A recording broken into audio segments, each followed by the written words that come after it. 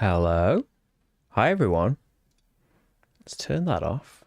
Hopefully, we're coming through okay. You can kind of see us. We're very little. But it's all about the game. Right, Rach, you need to say some things to everyone so we can see if your mic's loud enough. I will say some things. There are some things. You'll have to excuse my sniffing. I do have a cold.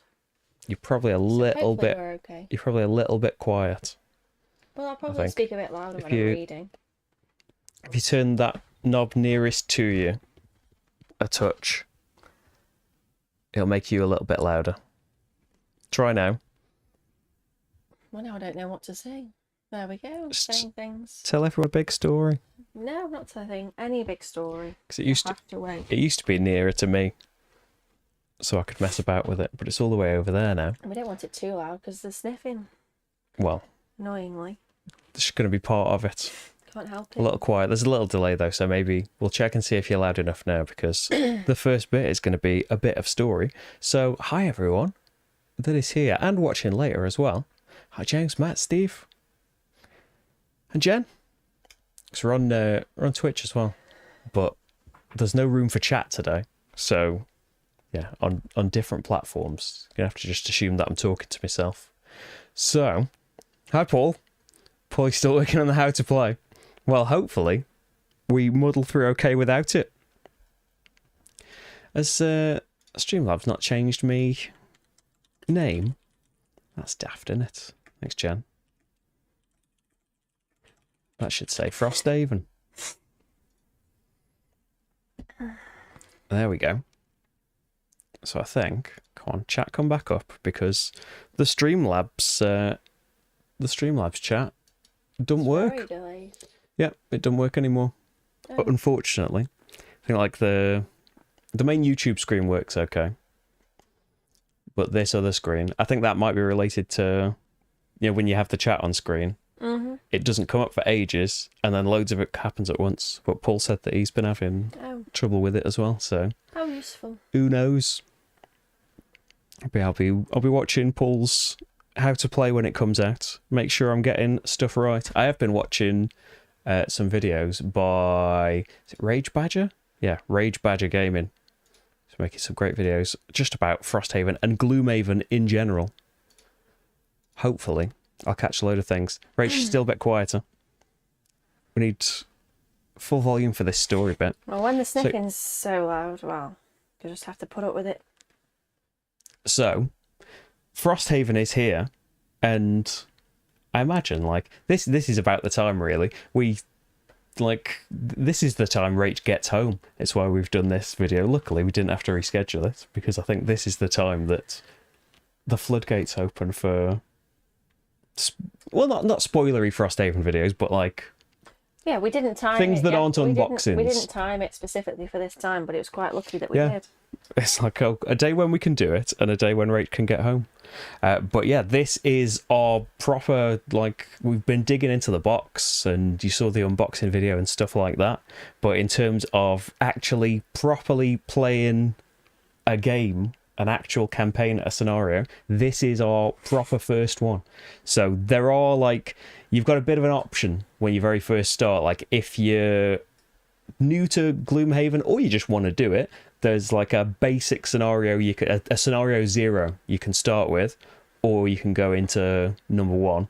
So we're going to go into number 1 here, just so we see a scenario. So these are kind of covered in the, but it's mild spoilers in it. It's the very first scenario of the game, so if you don't want to know anything at all, then hey, it's a playthrough, isn't it? So we're playing starting characters, of course. We haven't unlocked any bits of it, so presumably everything that I've got out here is stuff that you would see in that. You'll hopefully be seeing Amati if he settles down, but this is it's creeping towards food time, and he has been in here all day, so we'll see if he returns. He's found a square of bubble wrap out in the corridor. Yeah, he's going to try. Unpack things. He's going to try and be annoying in the corridor until we come out to him and feed him. Hey, Monica. Hey, Hans. Hey, Horizon 1. So yeah, this is going to be our first one, and we'll get into it, shall we? So there's a little bit of story to start us off with, and I guess we'll introduce our characters and stuff. However, before we get started, if you'd like to support the channel, there's patreon.com/slickerdrips. There's a Ko-fi. They're linked in the description. Support would be massively appreciated. It's what pays for all of this stuff and makes me able to do all of this. And yeah, if you can help out, it will be great. But I think, with that said, it's time for some story, Rach. The very beginning of the scenario book, oh, thanks, Steve, is our introduction to where we are, because we aren't in Frosthaven yet, although we're being welcomed to it. So I think this angle should take us there. There we go. My turn. Shh, everyone. Okay, welcome to Frosthaven. With your head down, you march, one foot then the other. You try to block out the pain, the throbbing in your toes, the numbness in your face. Just keep the rhythm, you think. 1, 2. But the wind isn't so easily ignored. It claws at you, whipping up ice and snow like tiny hooks, making every breath difficult. Your skin is thick. You always prided yourself on that, but nothing is thick enough for this. You are walking through the frozen wastes, a place far to the north where only the hard and the lost dare to travel. Of course, that's probably why they hired you. It's been 10 days of ploughing through snowdrifts as high as your waist, and there's still no sign of the town. Your mercenaries hired as part of a support team, the first group of the season sent to check on humankind's most distant outpost, Frosthaven. It's a place forgotten by most of the world, a tiny settlement carved out of the frozen wilderness that, for half the year, is wholly cut off from the Empire, isolated by towering unbreachable drifts. But as of last week, just enough snow has melted off the Imperial Pass for a team to get through. They were hiring, and your coin purses were empty. So then, here you are. No one really knows what awaits you in Frosthaven. Your snow-muddled mind struggles to imagine what sort of people could survive through the winter in a place like this. But whoever's there, you hope at the very least, they've left a fire going. So our rewards for reading that are unlocking 2 new scenarios. So I said the scenario 0 we aren't going to do in this stream. I wonder if we probably would have done it, wouldn't we, in like a pure campaign, just because, like, even though it says in the, I think it says in the rulebook that, like, it's, you know, low risk, low reward, it's still a scenario. There's still some reward in there. So here's the new scenario layout. Like, things have been, if you've only seen Gloomhaven, things have been kind of cordoned off now. So we know the tiles that we need, and, you know, all of the general stuff that you'll need to eventually set it up, but you only see what is in the first room, and a lot of it has been sectioned off into the section book, like what happens at the end, what happens when you do this. A load of that is put in the separate section book that we haven't seen yet. So all of this is to do with setting up the scenario. But yeah, Rach, you do us an introduction of A Town in Flames. A town in flames. The sounds greet you first. Muffled metallic pangs, a voice howling. It's difficult to make anything out with the wind rushing past your ears, but you'd know that tune anywhere. There's a fight up ahead. But a fight means people, and if there are people, then the town must be close. You hear more, a scream, the crash of steel against stone, a deep, earthy growl. You're running now. Your legs are wasted from the hike. Your shoulders ache from your gear, but the sounds are close now, and up ahead you see gauzy orange light blooming in the air. With one last push, you round the final bend in the trail, and you see it, Frosthaven, engulfed in flame. Great petals of fire burst from windows and crawl over roofs. People stream from the town's ruined gate, their faces bent in panic. A moment later you see the object of their terror, a massive creature with 2 legs and 2 hulking arms, covered entirely in thick white fur, 3 gnarled horns crowning its head. "Algox raiders, we're doomed!" cries an elderly porter beside you. "They're stronger than anything else alive! We've come all this way for nothing!" As if to prove the point, the Algox you've been watching catches a fleeing outposter with one hand and hurls him backward as if he weighed nothing. 10 days you've been hiking. 10 days, and this is what you find. You breathe out a thick plume of foggy air and hoist your weapon high. Time to get to work. Here we go. So the only other thing we really need to know for now is something's going to happen when the door is opened. But we have city guards in this scenario. They are our allies. They are enemies to monsters. They will not take turns, but they get an extra shield. So they would normally have 1 shield on their card. They've got 2 shield at level 1. And they've got Retaliate 2. They've got initiative of 50, so they're not going to actually take turns or draw cards or anything like that. But yeah, they're going to hit back if they do get hit, and enemies will probably have a go at them a bit. Oh, do you want to do the scenario goal as well? Oh yeah. The scenario is complete when all enemies in it are dead, and at the end of that round, we will move on. So yeah, I know that like it's scenario 1. I know that there was like a fair criticism of Gloomhaven, is that almost every scenario was kill all of the things. And well, you can see actually in my prototype playthrough for Frosthaven, I think we specifically picked one that didn't have that as a goal. There's loads that don't have that as a goal in Frosthaven, but it's scenario 1, isn't it? Fight. Yeah, Man makes a good point that the characters that we have picked, I think Rach, purely by look of character. Well, it's pink for a start. Yeah, it's a pink character. It had 2 minis, I think, drove Rach's choice. I mean, be bold or don't even bother. I was excited by the Blinkblade, but we did kind of realise after we'd made our choices that looking at the complexity, it is at the start of the rulebook as well, that like it does lay out, try and do these things, like this is vaguely what your character does. Here are the easy ones, the medium ones. We've gone for the 2 hard ones. So like, yeah, it's going to be okay. We'll muddle through. It'll be fine.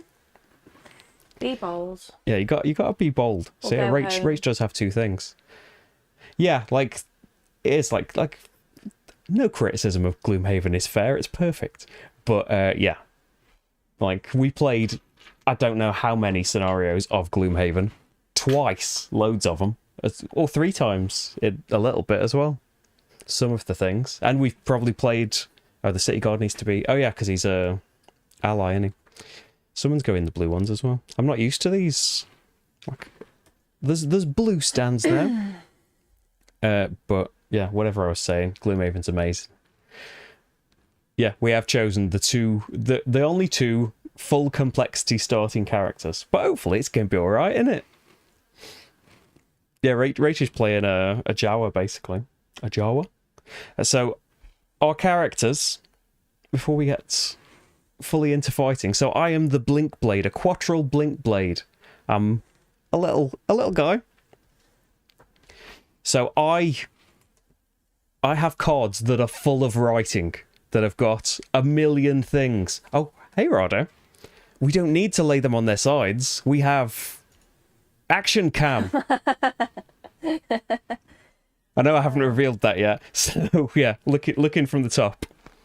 I would normally just stand everyone down. It's not going to work very well when we move from that first room, but after that first room, hey. And look forward to plenty of me accidentally just putting my hand and stuff right in the way of that camera. Hey, it's taken, you wouldn't believe how many hours it took to move this everywhere to end up just basically where it started.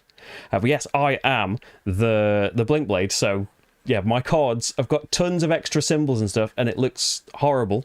But basically, I have these time tokens. At the start of a turn, I decide, am I going to be fast? Am I going to be slow?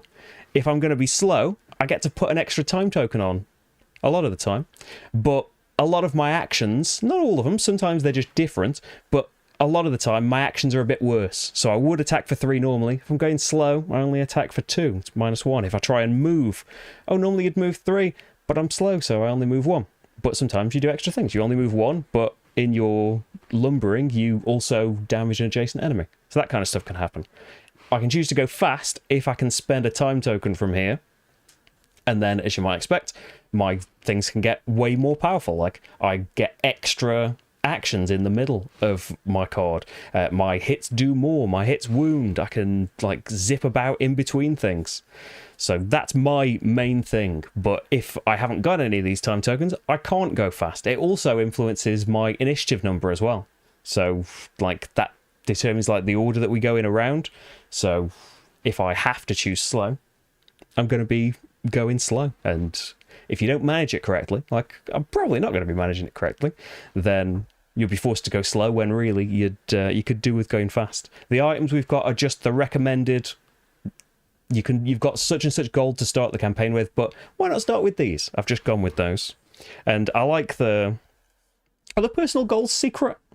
I won't read mine out yet because I actually didn't look that up. Battle goals secret. I won't tell anyone what my battle goal is either. See if you can work it out. You probably work it out pretty quick. But Rach is still picking hers. See if all of our buttons work as well. So who are you, Rach? I'm the harrower. Called Geminate. You can. I'll let you explain. Harrower Geminate. So Rach is basically, this is the Geminates. They have two forms that they can switch between. So Rach has actually got a load of cards, but they're two separate hands of cards. So depending on what Rach is out on the board as, she's got a ranged form and a melee form. Melee?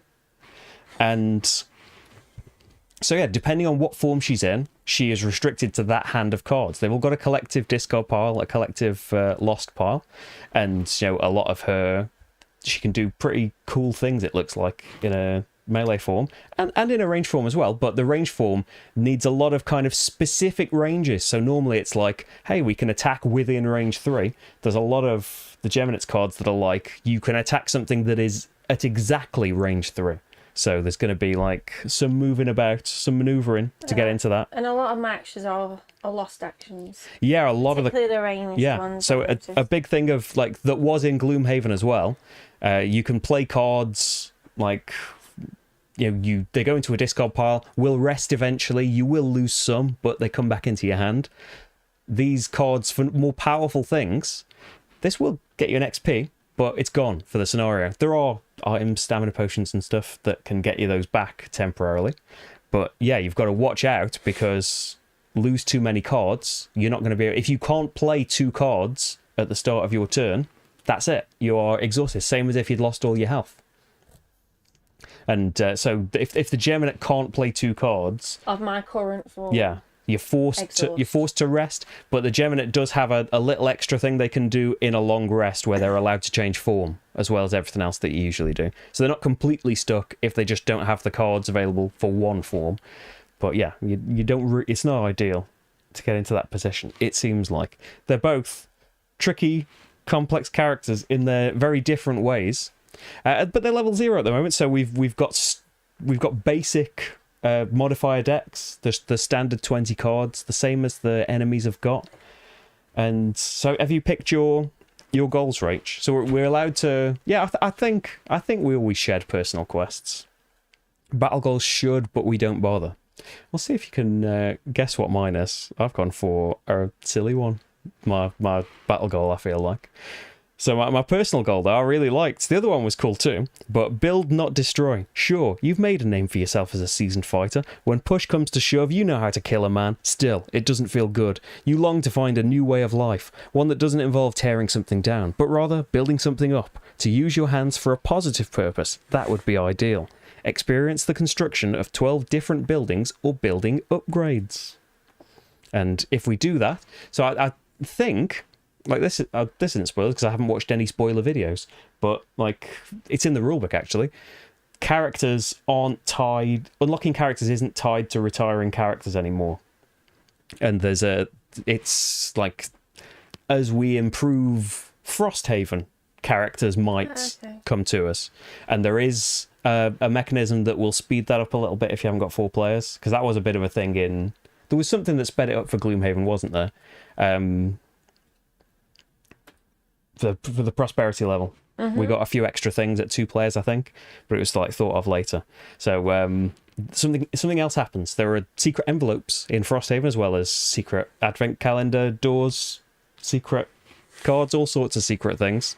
But yeah, that will happen if I can get a load of upgrades with my seasoned fighter that just wants a bit of a rest now.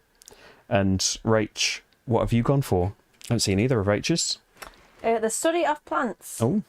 Plants are infinitely more interesting than people. There are so many varieties and each one has unique properties. If you could do nothing but look at new plants all day, you absolutely would. But you're running out of new plants to look at. Luckily, there's an entirely new ecosystem in the northern part of the continent, so I have to personally collect 5 different types of herbs through loot tokens. Ooh. So that does tie into something new for Frosthaven. I noticed the lack of coins that are strewn about. The loot you pick up now isn't necessarily coins. There are still can be coins in the deck, and for this scenario, coins are in that deck. But they are these loot tokens instead. That works the same way. If you're standing on it at the end of your turn, or you use a loot action, you'll pick them up. But you draw from a deck to see what it is this time, and it can be herbs, depending on the scenario. So yeah, I think that's all the jabbering. I think it's time to switch to the action cam while we panic and think of what our first action would be, because there'll be some rash decisions. I'm not gonna lie. There's definitely going to be some rash decisions. I'm not going to be pondering. Special coin cards. I think I did. Oh, the ones with like checkboxes on them. Yeah, they look like basic coin cards to me. Yeah, I think I just skipped past those, assuming they were somewhat weird. We should definitely go to the action cam. We should just spend the stream in the action cam. I need to see the standees. There we go. You already have switched. Well, what about the empty Marty cam that is now the hallmark of the streams? Sad. Now Marty spends all day in here with me, and as soon as you press live, he clears off. Right, so yeah, we haven't fought any Algox, have we? How much health has that got? Is that the guard? The guard's got 7, yeah, and the priest's got 6, but has a shield. There's the use your arms right. The priest has got 6 health, but a shield, and the archer only has 5 health, but he's far away. So yeah, to start with. Oh, I know what I'm gonna do. Like, I feel like I want to go a bit slow and build up my time tokens while we're just getting started. Well, how about? I haven't got as much. What does he hit for? We've got a clue. Standard 3. So pretty big hitters. I could pull him. Pretty big hitters, and we're not. Neither of us are particularly tanky. 8 health each. I know we've got our ways of like negating health. Yeah, I was gonna be like, oh yeah, I'll pull him, then I'll swap forms.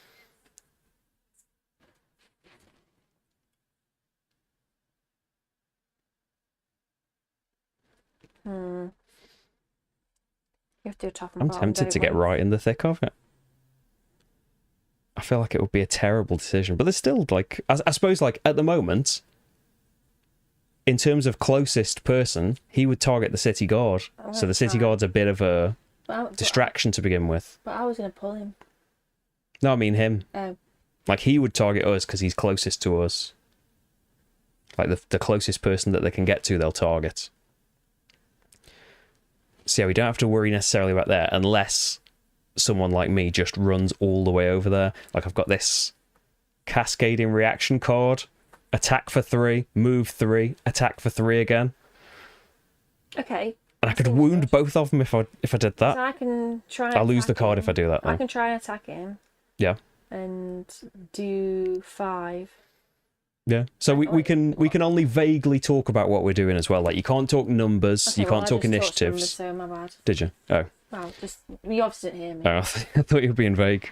But yeah, you can vaguely say like, oh, I want to do this thing. Like maybe you should come close to me, and I'll do a thing. But no, you can't talk mega specifics. So I don't necessarily need to do that. So you're thinking about just fighting here then? Yeah. Am I right that you're in ranged form to start with? Yeah, but I won't be at the end of this. Okay, well that's fine. I just want to make sure your right thing is in there. I'm pulling him next to me. So is he? He's not got a shield.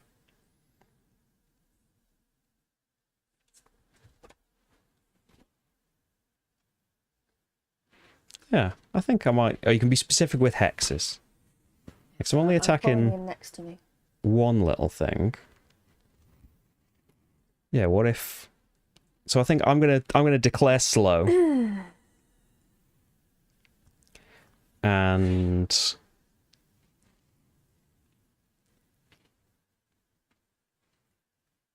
Yeah, let's try that. That's a bit risky. Yeah, I'll stick with that. Tom painted the I minis. painted the minis. They are, well, speed paints painted the minis, really. Especially the Geminate. There's like, there is a bit of another colour on there, but it's basically the two purples that came in the speed paint pack. And I think there's a different pink that I had that it's got a little bit of on there.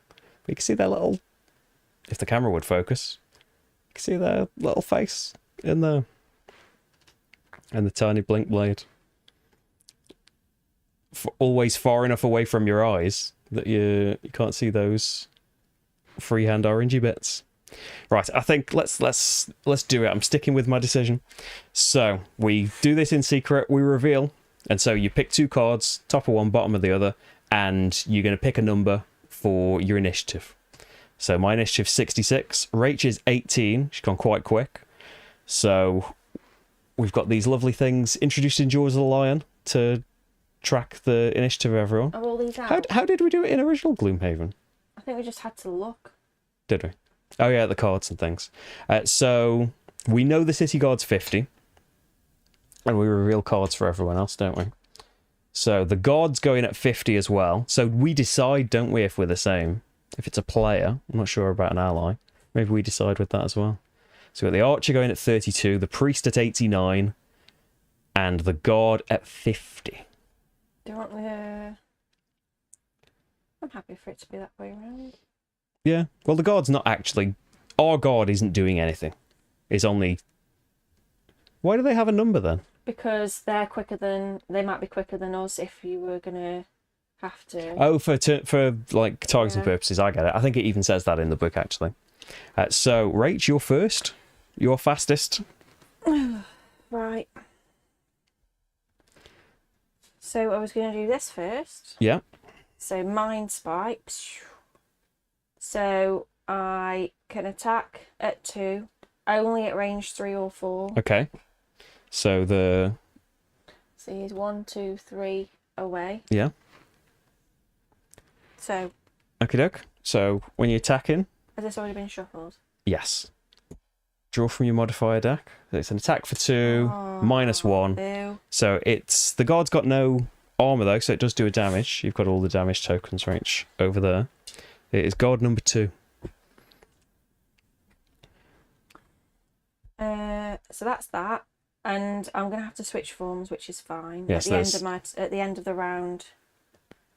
At the end of the turn, yeah. Okay. So yeah, so there's some mandatory bits on cards as well. So if you did the ability, you've got to do the exclamation mark bit. So then I'm going to attack again for 3, at 3 to 4, and it's got a pull of 2 as well. Nice. Okay, so we know it's still at range 3. Hey. Here we go. So that's 4 damage, isn't it? Yep.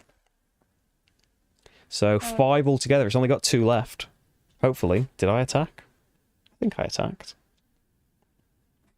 And then pull him 2. I've no idea now why I picked this card. You. Yeah. So another thing a thing that's changed with pushes and pulls, you don't have to do the full amount anymore. You can choose to just push or pull people, like a couple if you wanted to. If you wanted them to end up somewhere, you wanted them to end up in a trap or something. So that's Rach's turn, and you're switching. At the end of the turn, is it at the end of my turn? Yeah. Yeah. And you're switching to the Geminate's ranged form with melee. Oh yeah, melee with the shiny pink sword. Okay. So it doesn't matter what I'm doing though, because I'm not for ages. Archer so next. you're done now. The Elgot's Archer is going to move 0, 2, and they're going to attack for +1 at range. Is that range 3? Range 3, up to 3. So the first thing an enemy does is pick a target for their turn. So it's the closest person. So the guard would be 1, 2, 3, 4, 5, 6 away. 1, 2, 3, 4, 5, 6, 7. I think we're both 7. So the guard is their target. That wall's probably in line of sight anyway. It can move though. Oh yes, I see what you mean. Yeah. Yeah, they're not. Sorry. They don't pick people in line of sight yet. So their base movements we know on their stat card is 2. 2. So they'll move that 2. So they can move over there, can't they? Make sure all the standees are just 3. facing the camera. All of them are smiling for the camera. And it's not in range 3 now, is it? No. So it won't get to attack, but it'll still do the move, won't it? Yeah. So the archer is closed in. And then next up on the initiative is the guard. Oh, I think Marty might be making his way. I've just spelt a tail. So if it's in range, it focuses on the one it can shoot. Yeah, it won't always just like move to a person, will it? And it'll like move out if to get like if you try and do a ranged attack when you're next to people, you'll be in disadvantage, which is rubbish. So your enemies will like move out, so they try and do that. So the guard is doing nothing special. He's going to move up to 3 and then attack. So they're right next to us already. And when there is a choice of who to attack, it chooses first in initiative. So it's going to be attacking Rach. Monsters have got their own communal modifier deck. So its basic attack is for 3 damage. I was bold. -1. So it's hitting Rach for 2. Whenever you take damage in Gloom or Frosthaven, you can lose... Sorry, when do we refresh these? When you refresh them. Like turn them. I use them. Like, so that would be... Well, it says on it. When you're attacked, before drawing an attack modifier card... Yeah, when do we get it back? Oh, in a long rest. So it's too late now, and you've got a good result out of that. I forgot. But yeah, they've got like 1 use, but in a long rest it'll bring them back. So it's attack rate for 2. Whenever you're taking damage, you can choose to lose a card to negate that damage. But 2 damage is a quarter of our health. I do have a heal. But yeah, we've got a smattering of heals. So that's the guard gone. You don't have the choice but to activate the art, matter of fact. Like if you have like armor and stuff generated from a card, but these like these are like activatables, aren't they? Yeah, I just forgot how to get them back after you've done long rest. So the city guard doesn't take actions; it's just there for stuff, isn't it? So the Blinkblade, and I don't know why I picked these things now. So it looks like I was going to get this out. Your next 5 attack actions when you're fast, you can move 3 between them. And then I've got this kinetic transfer that's like move 1 and attack for 2 but up to range. Because I'm going slow, so we can ignore all of these green bits on my cards. They don't take effect. Which symbols do you need, Rach? Because there are certain like elements that we can generate. So I can use... It'll say on the back of your... I'm in melee now. I know, but I think it depends as well. Oh, okay. Fire, frost, and light. Okay, so either of those would be good as well. So yeah, I can either just do the... I could just do the hit and immobilize it, but I'd hope to kill it off, really. I think I'll stick with my plan. I'm going to do the kinetic transfer, so I can still move. Because, like, I want to probably get towards people. So I can move for 1. And I'm going to attack for... It's a ranged attack, though, isn't it? I'm going to be at disadvantage if I do that one now. So I'm going to change my mind. I'm going to do the other one. I'm going to do the top of this one and the bottom of this one now. Because you pick your 2 cards, but you can switch them around if you've made a bad choice. So this will just attack for 3 and immobilize the enemy, but hopefully I'm going to kill him. I am slow though, so it's going to be a -1 on the attack. So I'm hitting for 2. My modifier deck isn't on screen, is it? And hopefully I can hit for 2. Yes. Yay! So that's a hit for 2. The guard got 7 health, already got 5 damage. So the guard is taken out and drops a loot. And then the bottom of this card, so it's got to move 3, because again I'm going slow. I don't get to do this one, but I can choose to spend a time token to push everyone, so that's all targets, 1 within 1 range. I can push them 3 away. You can't get in range. No, I wouldn't be in range of anyone anyway. I still want to move though. Let's like start, because I'm tempted to just like, it's always tempting to just move 1 and we'll hoover up this loot. Who hasn't gone yet? The priest. As long as I'm not like closer than the god. The god goes first, so I can be as close, can't I?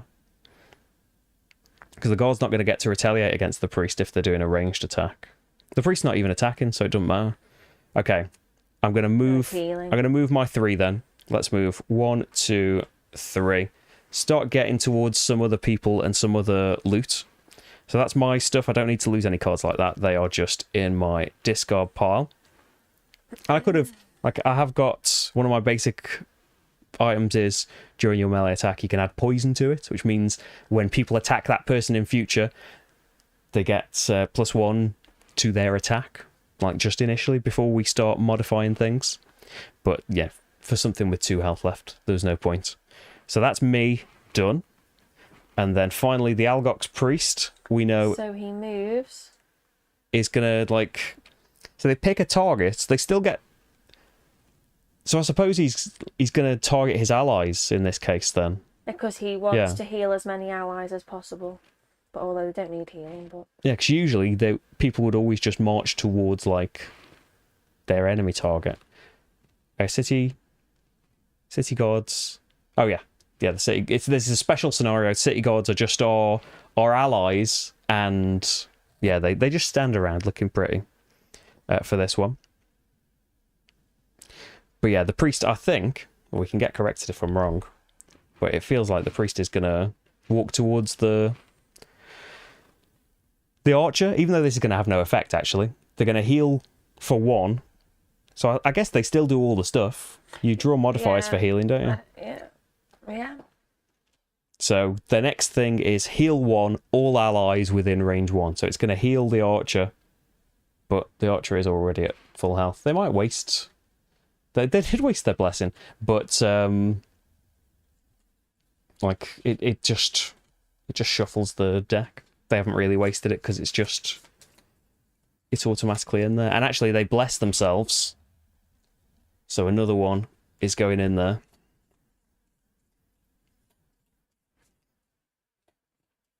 They still just always move towards like a person target. Yeah, okay. So yeah, it just hits no one. Okay, the priest is gone and that's the end of the round, isn't it? Mm-hmm. So there's nothing to be done at the end of a round, I don't think. For our purposes. It's warm in this room. And I think that's that. So now I've put myself over here. What am I going to do? I'd like to do like a great big attack. My attack booster isn't out though anymore, is it? Now, something for the Blinkblade, you know, like if I go slow, I get to put a time token on, so I'll get more chance to go fast later. That only works to a maximum of 2 tokens. So going slow now, maybe I'd want to do that for some other reason, but there would be no benefit for time tokens. So I can spend... Yeah, I might as well go fast. Spend a time token at the start of the round to declare, I'm going to go fast this round. And hopefully I can do some kind of flashy event. Yeah. If I can move... 1, 2, 3. Count spaces right. Yeah, if I can get down there. If I can do a nice move. I don't need to move that much. Who's got armor? The priest. So I might be able to get through the priests. Yeah, might not be so much of an issue. I want to get... So I want to get down in the thick of it. Am I just making that up? That heals do modifiers. I do apologise. Well, he didn't do anything to anyone. I suppose, like... A 0 shouldn't be in that deck, technically, should it? Because it should still be drawn, because the Bless would have just got shuffled into the rest of the pile. Yeah, I think I'd be happy with that. Let's do that. Did you move over that loot? Yeah, but you only pick up loot if you end your turn on it. You don't just automatically get it for just standing there. I think, has everyone still got a loot card in their basic ones? I have just put all the basic ones as well in our hands. We've got a 3x cards that you can start with, but I thought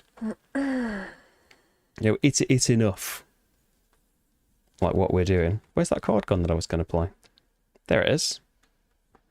So I'll do... Oh, that's also the card I was going to play the bottom off. Okay, so let's not do that.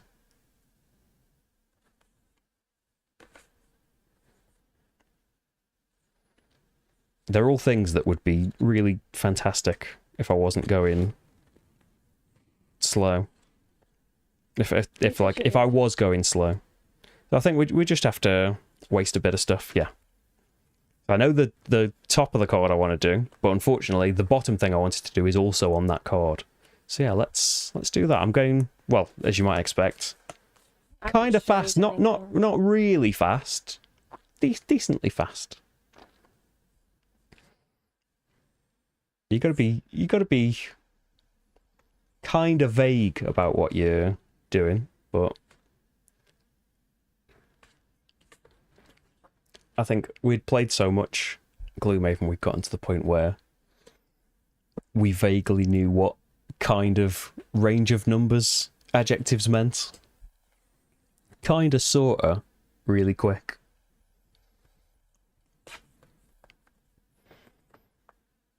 So what are you doing, Rach? Well... We might be leaving that loot behind. Well, it's very...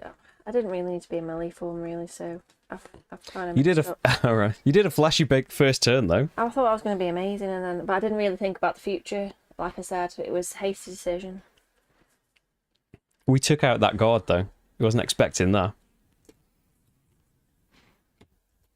I'm going to move and then maybe I'm going to basically give myself a buff. Yeah. Okay. Yeah.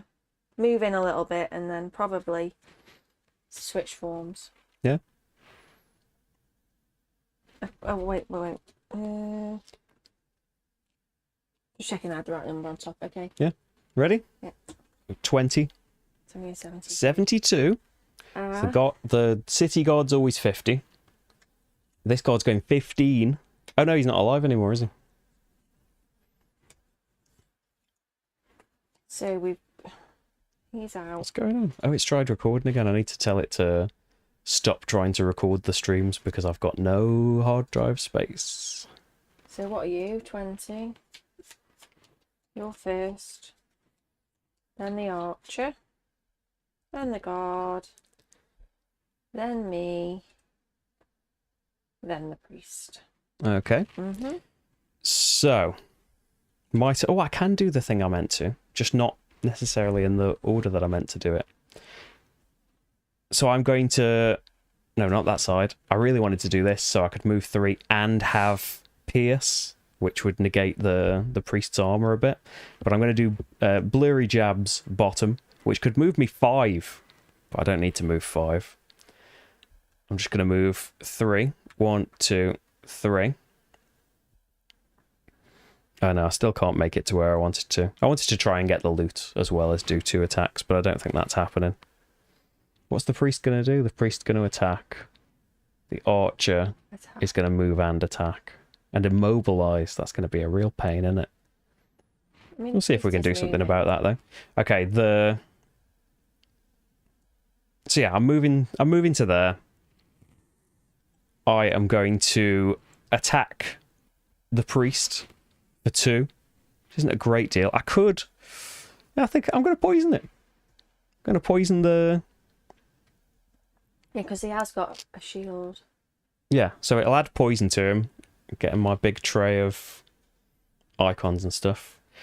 So I've got 2 attack. Just 2. And they've got a shield. So they defend 1 of that. What number is he? He is Priest 6.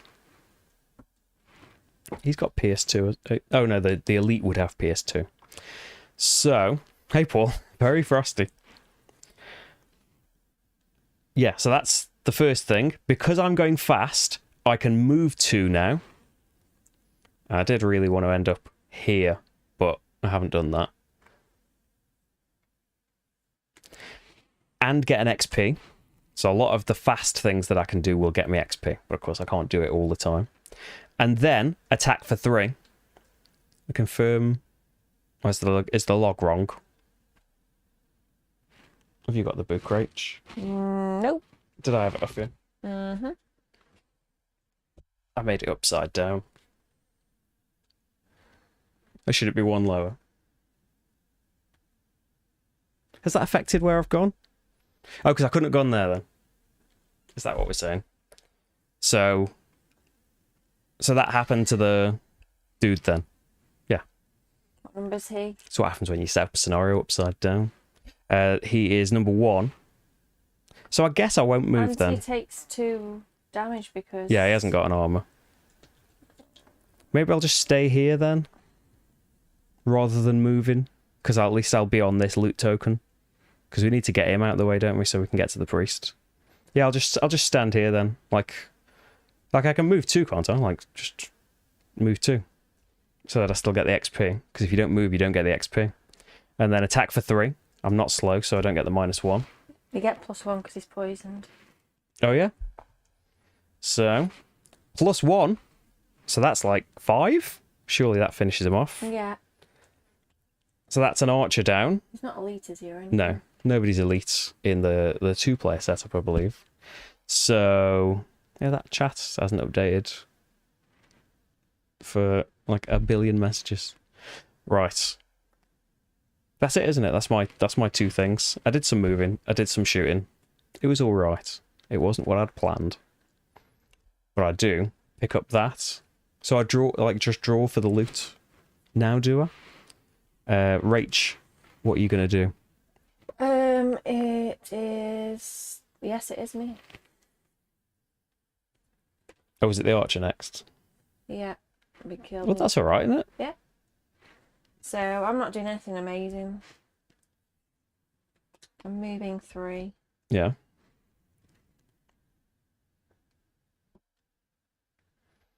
That log is going to be annoying. So that's my jump move. Oh well. And then I'm putting this out. On the next 4 attacks, add +1 damage if I am in melee form, or +2 damage if you are in ranged form. Nice. Gearing up. And then I swap forms. Yeah, so what that's the Blinkblade. He's got so many symbols because at the start of the turn you decide whether you're going to go fast or slow, and you can't always do that. You've got to have these time tokens to spend. You earn them if you go slow, you spend them if you go fast. But like if you're going slow, you ignore all the green, but you have to add on all the yellow bits. If you're going fast, ignore all the yellow bits, do all the green bits instead. I mean, I just want to point out that Marty has opened the door and is now sat right next to his blanket instead of going onto his blanket. Yeah, he's having a food protest. So the priest is left to go. The priest is going to move -1. So I think like So moves 1. they just move so they would not get disadvantage, right? They wouldn't move massively away. We can only move 1 anyway. Oh yeah, there we go then. And then he's going to attack in range 3. So the guard is their target. It's going to attack for +1, so that's 3 base damage. City guard does have 2 shield. 0. So that's going to be 3 damage minus 2 shield is 1 health lost. They normally have 1 shield, but it's +1 for this scenario while there are allies. So there we go. That's where we end up at the end of round 2. I feel like we need to think about opening the door. I don't think I can get there. But I also kind of want to go slow so that the turn that we do open the door, I can be fast. Let's see what I've got. What am I now? Melee. No, ranged. Yeah, so can I go slow? Have I got something that would help.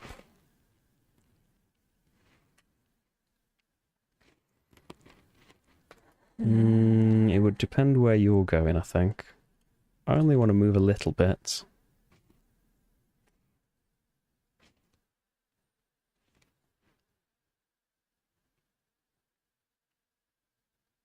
Yeah, that log's going to mess us up, almost as if it's meant to be messing us up. Well, and for me, that guy is too close to me.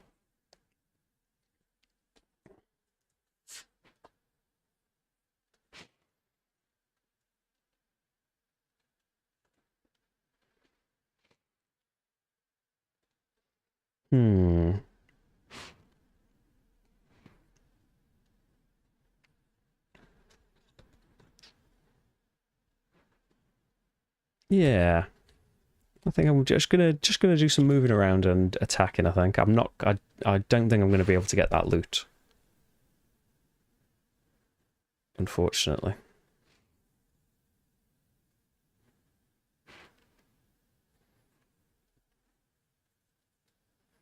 What are you thinking, Rach? You haven't taken any damage, have you? No, I'm full health. I've still got the use of my leather armor.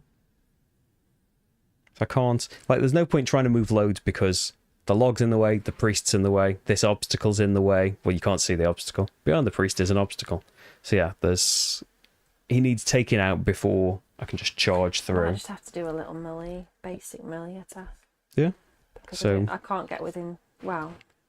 I'm going to go slow. It wouldn't be Declare that at the useful. start of the round. So yeah, on all of your cards, you've got written, like, top's got an attack 2, bottom's got a movement 2. You can always ignore what the card says and do its basic bit for when you're stuck. What are you doing? Or Going can you? slow? I'm going slow, but not dead slow. Middling. I enjoy Paul. Looking forward to watching it. Good luck. Thanks for joining us and putting us right.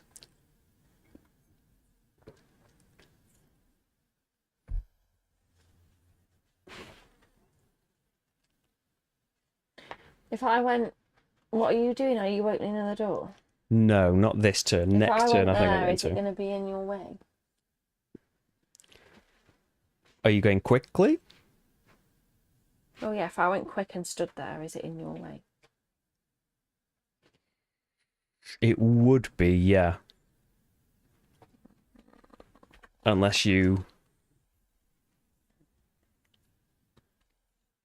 Well, no I'll other just go bits. slow and see what I can do. Not enough enemies. I might be in your way. But you are in my way right now. You can get past me. The loot token's not in your way. No, I know. Okay. Oh, because you want to be exactly 3 away from it. Mhm. Well, yeah, I can But move. also, my problem is if I stay there, I'm taking forever to get into the next room. Yeah. Anyway, right, I've chosen my number anyway. Yeah, we want to get moving. So I am going at 47. Rach going at 76. We've... why isn't that page updating? No, I haven't drawn the loot card over. I've just took the token. It is a snow thistle, which is No, something it's a Rach wanted to gain herbs. Darn it. We've got one.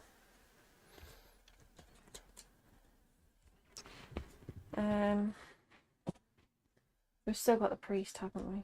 We have. Oof. He's going at 8. Oh dear. Not targeting us again, though. Well, actually, He will. No, I'm too far away. He's got an even choice between you and the guard, but the guard's going quicker than you. So, good job you went slow. So, the priest is going to go first. Doesn't need to move. Would it still move to try and get, like, maximum range away? Probably. I don't know, that's how we used to play. Yeah, I think he would, like... He's got range 3. So would he try and move another one? Yeah, he can correct us. We'd, like, probably putting too much thought into the imagination of the enemies. He's attacking the god anyway, though, no matter where he's standing. So attacking for 2 at range 3, and he's going to immobilize the guard. as if the guard's gonna do anything. She's good having that guard there. It's good distraction. +0. So that's 2 damage to the guard. The guard has got 2 shield, so 0. Then Blinkblade is next. So I actually got my big 4 movement that I'm doing. 4 minus 1. So, like, he only move if he has to. So he only moves like to get out a disadvantage. I get you. So yeah, either way, I can move up to 3. I only need to move 2 to get to him. It would have been nice if he'd moved, because I could have got that loot. But I'm then going to do a big attack. I am going to muddle myself after that, though. So I'm going to attack for 4. -2. So I'm only attacking for 2, and the priest's got a shield, so that's just 1 damage on the priest. And then the other thing I have to do, because I'm going slow, I have to muddle myself. So my attacks next turn will be at disadvantage. But I feel like, I don't know how much attacking I'm going to be doing. So make myself all muddled. So yeah, that's all I'm doing this time. Rach, still got a couple of turns in me, card-wise as well. What are you up to?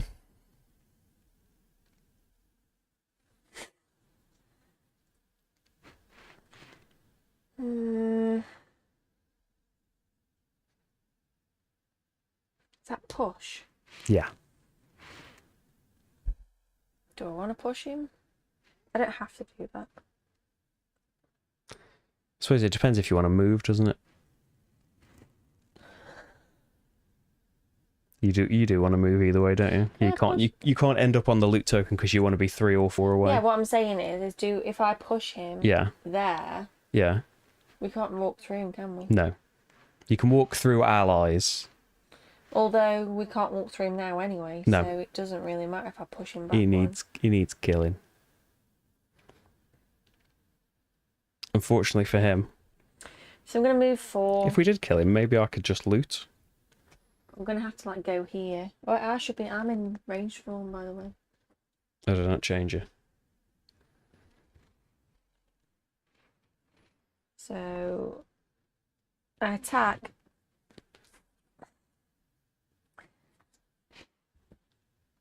And I've got 2. I am +2 because I'm in ranged form. Yeah. So 4. Attacking for 4. 5. 5 minus the Minus 1 1. shield is 4. It's got 1 health left. Close. Oh, that's annoying. Push him back. I could have looted next time and...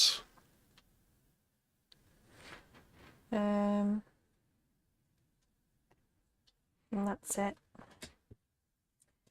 I might have to long rest next turn or find a way to swap. Okay. I'm not so far away though. You're a bit far away. So I've still got 4 cards left, so I'm okay for resting. I haven't got ideal cards that I would like. But... No, when can we short rest? anytime. So short rest doesn't take your turn. You shuffle your discard pile and lose 1 of the cards at random, and you can take a damage to redraw it once. So can I do that at the end of my next turn if I don't But I don't think you can... you can't choose to switch, though, if you short rest. No, that's fine. Yeah, you can do that. Just in case I don't switch. You can do it now. No, I've still got 3 No, cards, yeah. so... Yeah, you want to keep going as long as you can. Because if I only have 1 card in the form I'm in, I'm exhausted, even if I've got all my other cards in my other form.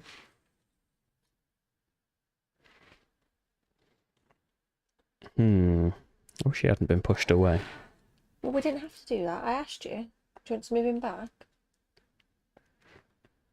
Yeah, can you? It's Can you? Is the push optional? I don't know. I thought it was all optional. If you can ignore that bit, it would be it was nice. always optional. I think like you can push them less. I don't know if you can push them 0. Push 1. No. I thought you said that any parts of this thing is like optional. yeah, you can like choose to push them less now. So I assume like you could push for 0. Because like you didn't used to be able to change that. Like if it was push 3, you had to push 3. I'm just thinking, yeah, looking at all of my cards, I can't really get about.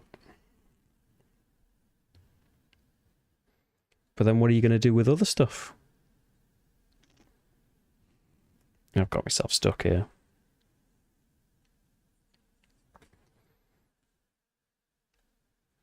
You're not even damaged yet, are you? No. No one's hit me. And I need you to go first. No one's tried it me. Do you? I can... Well, I'm going fast. It's just that none of my choices are particularly fast. I'm only level 1. I think my really fast cards have gone. I could do with resting, but it would be a massive waste. I'm just going to have to waste a card. I think. No one's taken any damage really, apart from me. I haven't really got a fast move. No.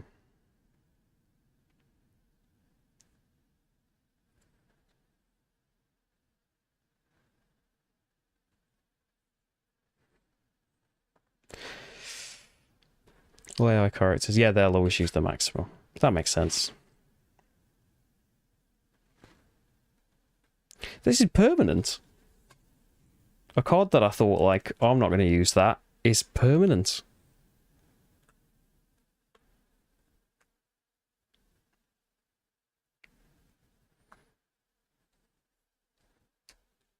Yeah, push him if you want.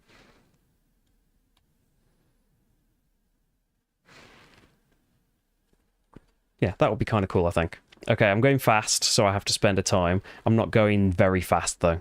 Like...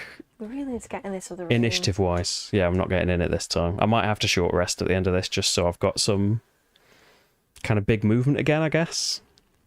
So I've used it all for not moving that much. And I'm muddled, so yeah, my one thing isn't great. Yeah, Overdrive.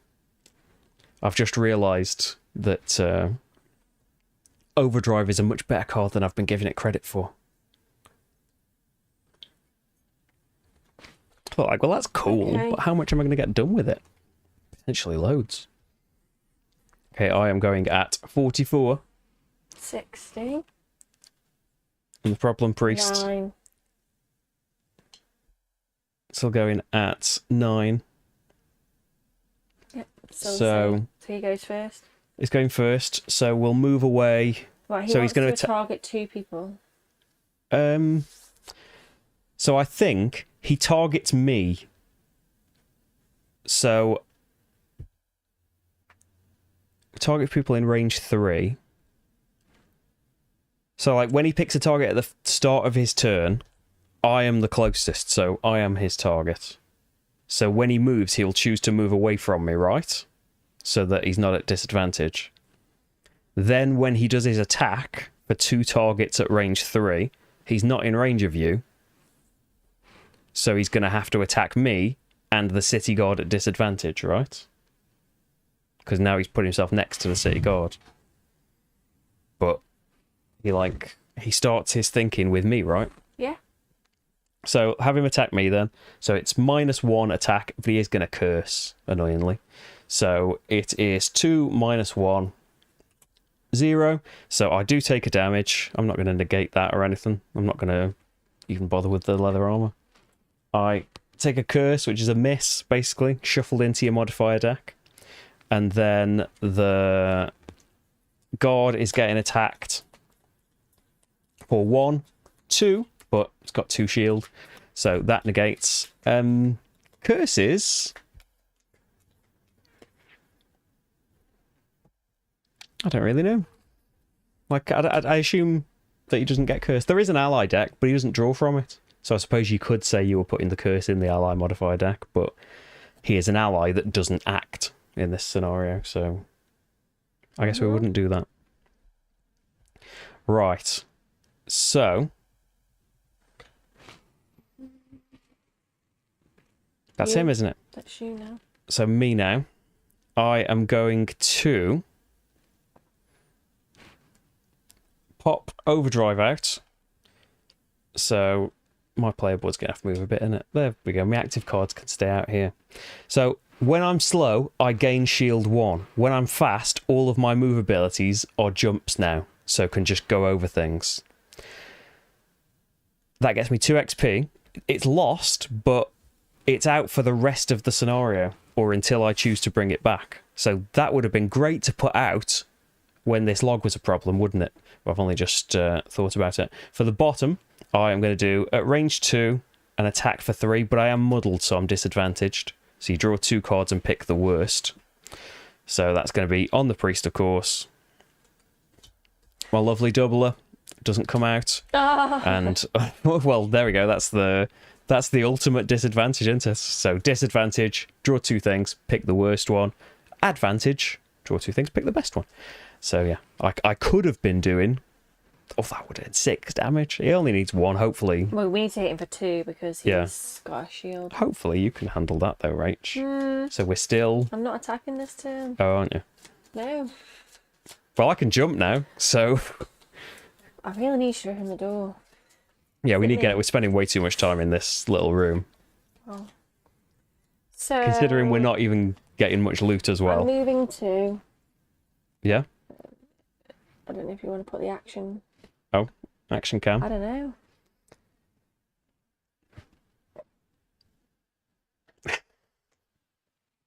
That's a little pivot towards you. 1, 2. Yeah. And then I heal myself for 2. Okay. Full health. There is a separate curse stack for monsters, not for allies though. And then I'm going to heal for 1 ally within 3. Is that me? It's not exactly 3. It's 3. Yeah.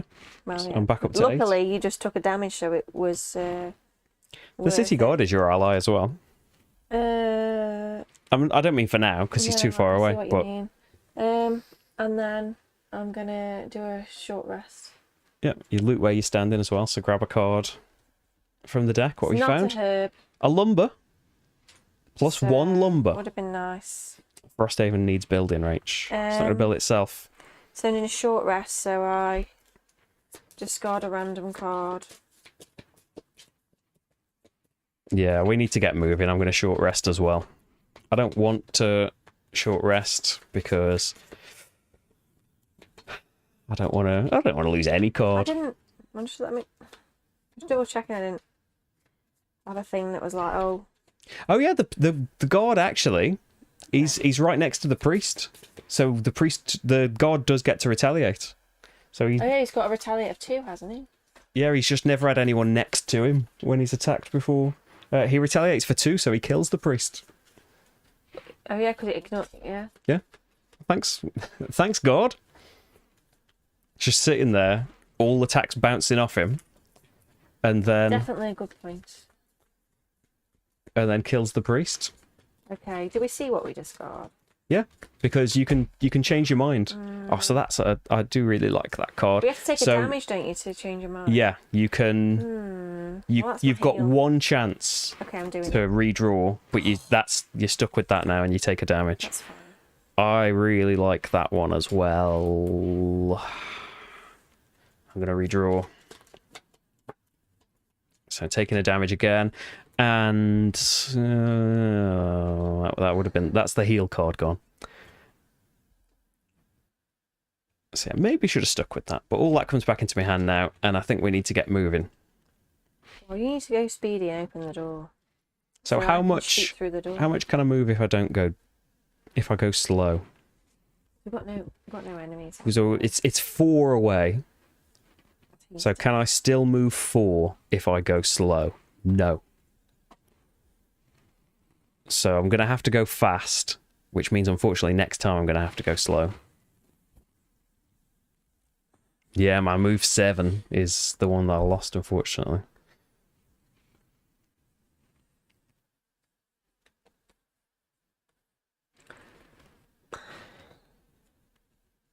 Got to move at least 4, so you've got to pick one of these 2. I can't get to the door, so... The top action I don't think is going to be that great unless an enemy spawns, like, on the door.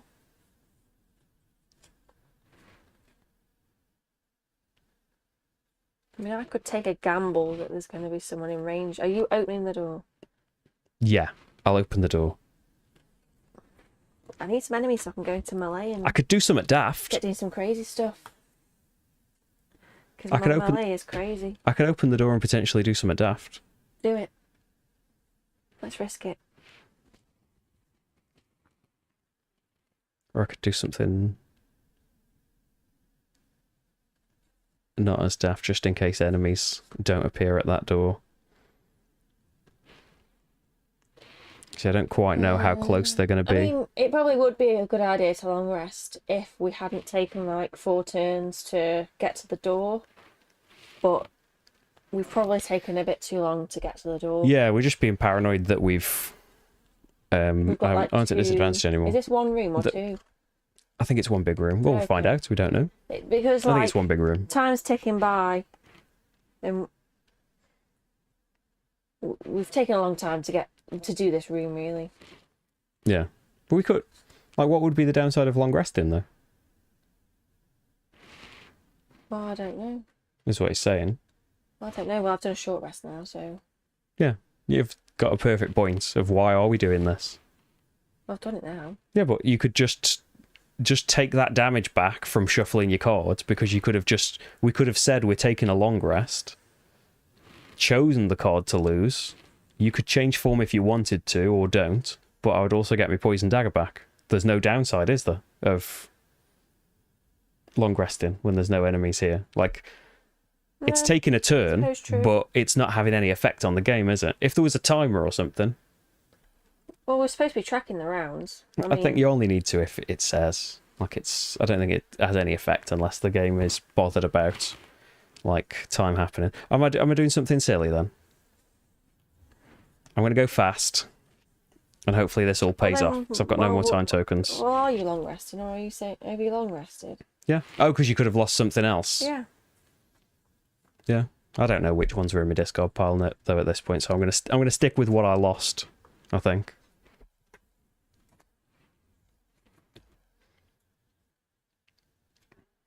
Yeah, because my move 7 is great as well, but it is a lost card if you were to move 7 with it.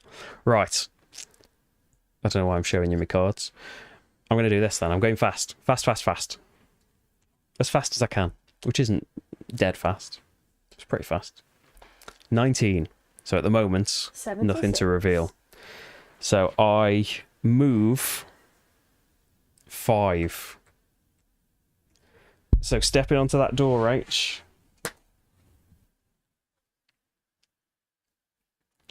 Let me double check, but I think it's 5.3.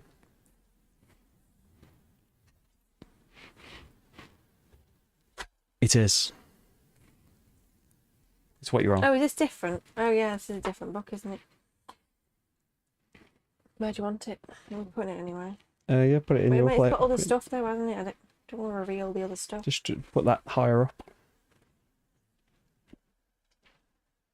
Oh, I see what you mean. The bit on the right as well. I know.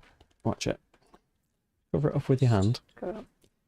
You run inside the gate and the breadth of destruction becomes quickly apparent. The town has been sacked. Smoke burned your eyes.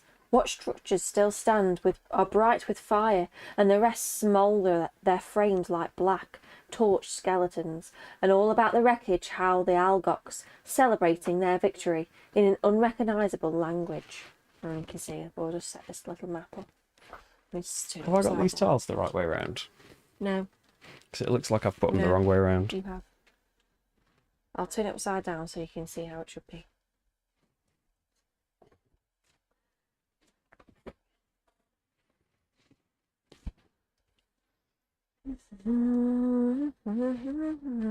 It's not that hard doing things upside down, but the map changed. Remembering to turn it upside down. The map changed from being upside down and not upside down and sideways and all sorts of ways over the course of the day. Okay, right.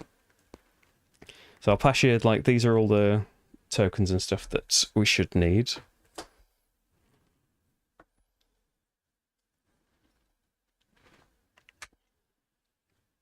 I'll grab some enemies and pass me a load of stands.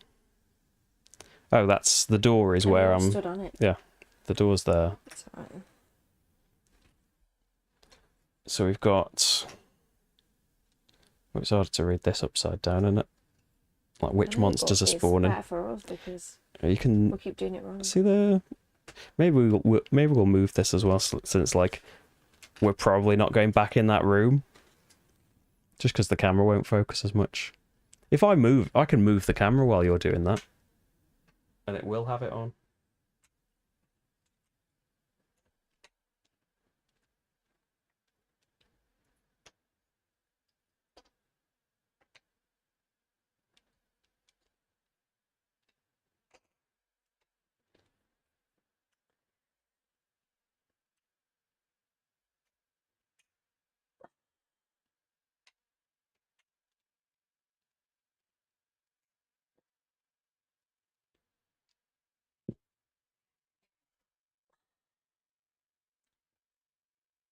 There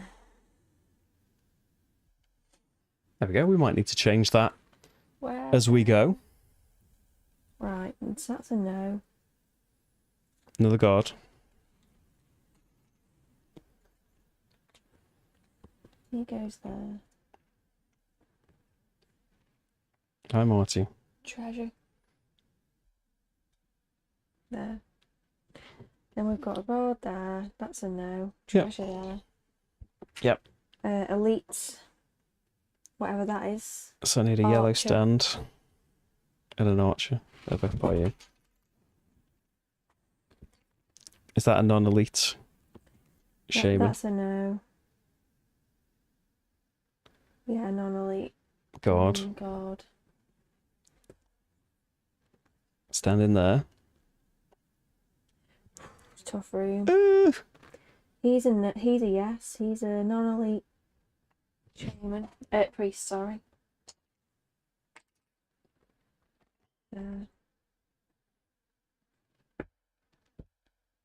Priest. Oh, these are there, aren't they? Just. Oh yeah, to hide the divide.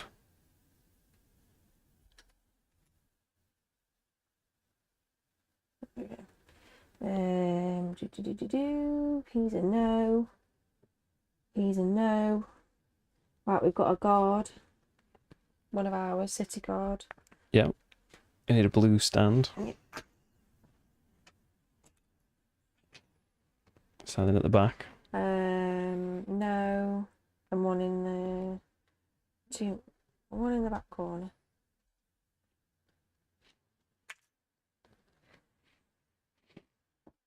Just pass me a city guard, please.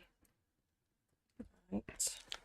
Say to zoom out a touch. I need some more treasures. So one there, one there. Yeah. One there. 1, 2, 3, 4, 5. Done. Okay. That's a room with a lot of stuff in it.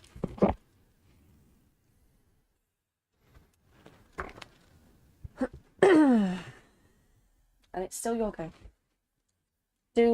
We need to draw cards for these things. So we've got an archer. Oh yeah. On the other hand, it is a lot of loot. He comes in at 29. City guard's in my way. Hide in me. What were you? 17. 19. We've got a priest. So they won't go until after my turn. I don't think he's before you anyway. He comes in at 23. God. The guard comes in at 30. 30. Okay, there we go. Okay, and they're moving a lot and hitting for less. I kind of feel like now I want to just get back out. How much move? I've only got one movement left, haven't I? Yeah, I was next to you. I've got 5 movements. I've only got one more. How much are they moving? They are moving for 4. Phew. So they get both coming in. Yeah. What's he moving? 0, 2, 3. So I do want to get into the room. It's just, yeah, the thing I've picked I now regret picking. Yeah, these 3 can get to you. Can the priest get? Oh, the priest is healing. But he'll move next to you. He will block a space next to you actually. 1, 2, 3. Oh no, they'll still get to you, all of them.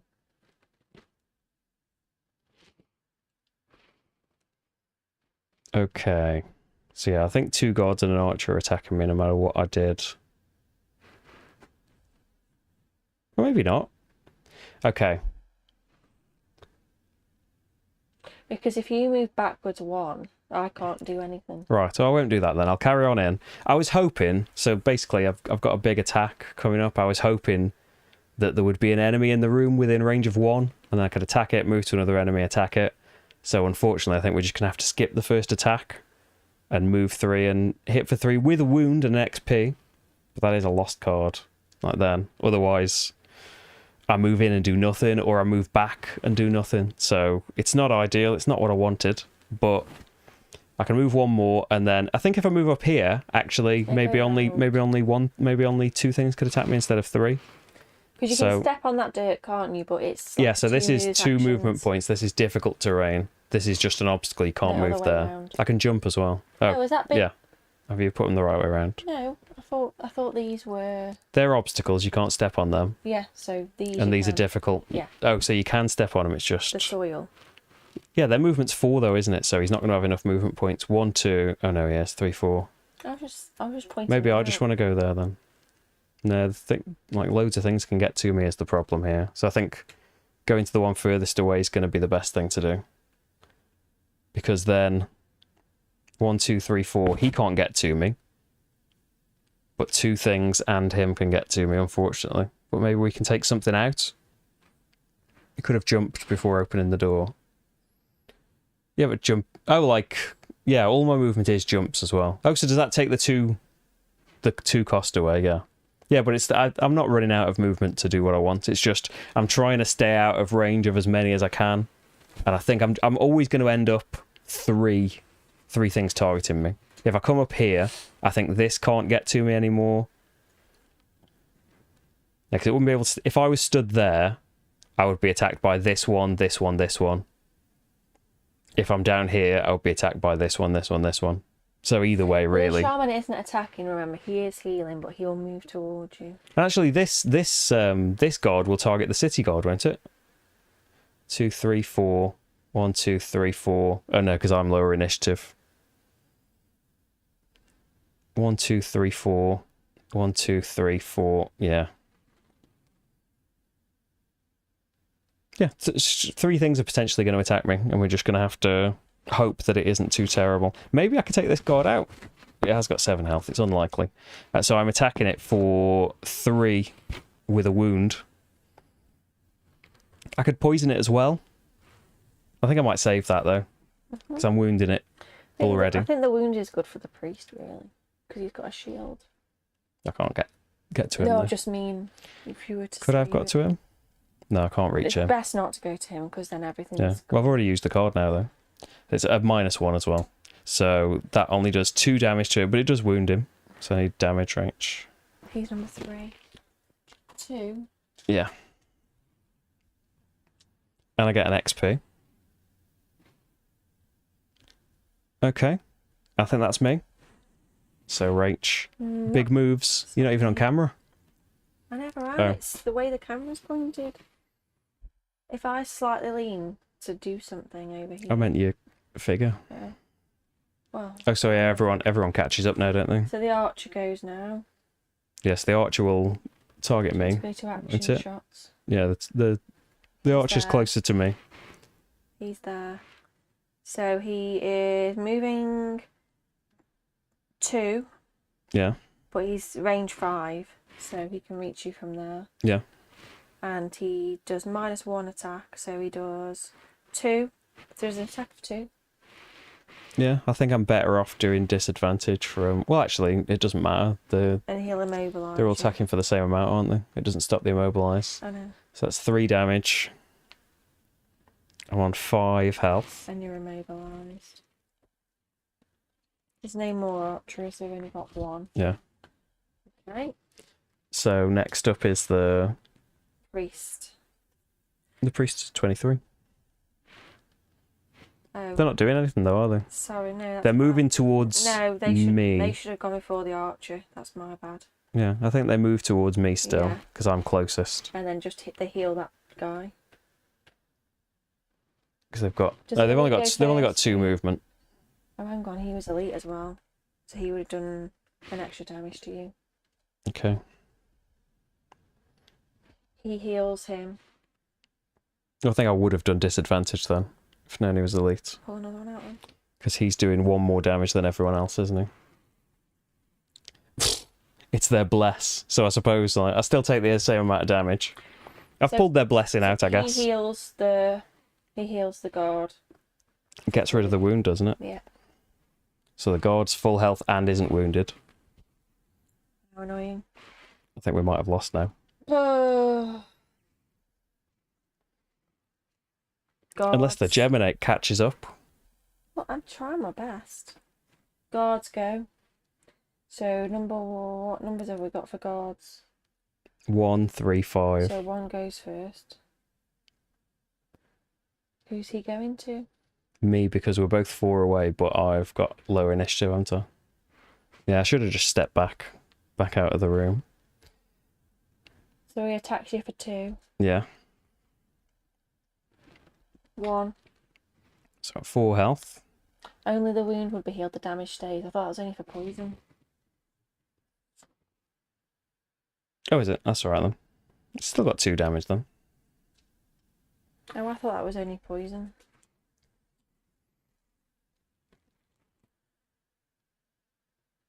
Yeah, I think everything else like doesn't everything else just get removed when you heal, and it's only poison. Yeah, I think only poison stops healing, and like you just remove poison. I think. Okay. Where's the rules? You keep going. What number's he? 3. So he attacks you for 2. Misses.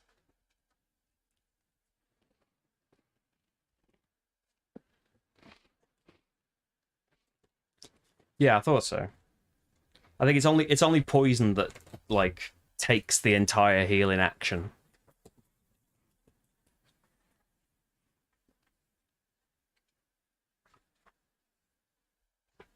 Try and move that so you can see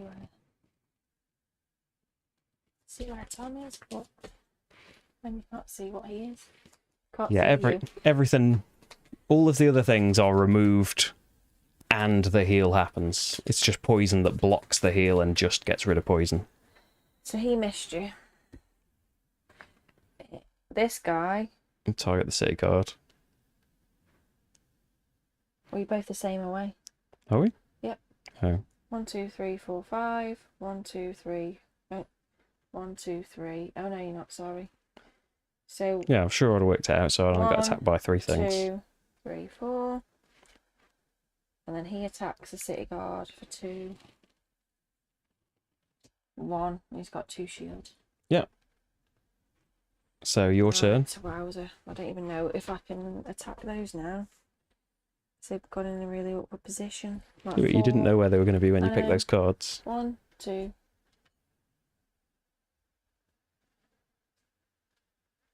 Look, because I'm there. That's stupid opposite one. So range 3 to 4.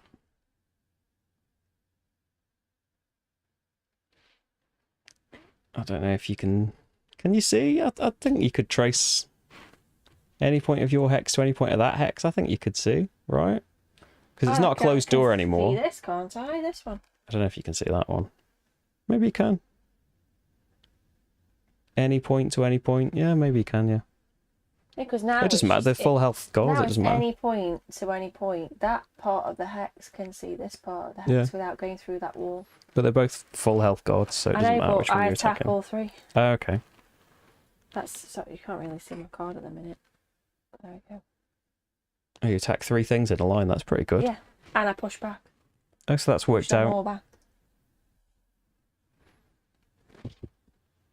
So I'll do that. So I attack for 2. All 3 things.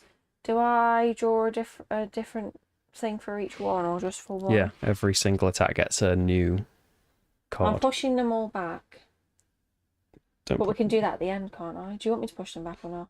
No. No, because I'm immobilised, aren't I? Oh yeah. And I haven't. Oh, I could. I could choose to push some back, can't I? Yeah, So I push could push the the shaman back, the priest. push the priest. Right. So I'll attack the one closest to me first. Yeah. Oh, also, my attacks get +2. So I'm attacking for 4. You can choose not. There's some armor that you can't, that goes off automatically, but like the leather armor like this, Right, so it's something you activate and use. It's not just like the first time you're attacked that goes away. The one closest to me, 3 damage. So that's number 1. Oh, I also get an XP. I should have 8 health again, probably. And then the middle one, 4 damage. He's number 3, I think. Okay. Yeah, well, I'll check, but it would be weird if... This counts as 1 attack, doesn't it? Yeah. 5 on the priest. He's got a shield. So 4.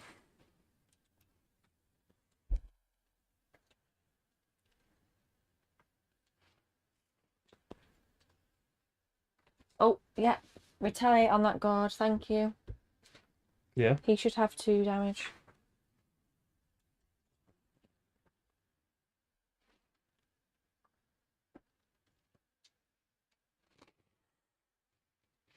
Am I pushing the priest back? Yeah, the priest can be pushed back. The other ones I can attack though, because I'm stuck here next time. Done.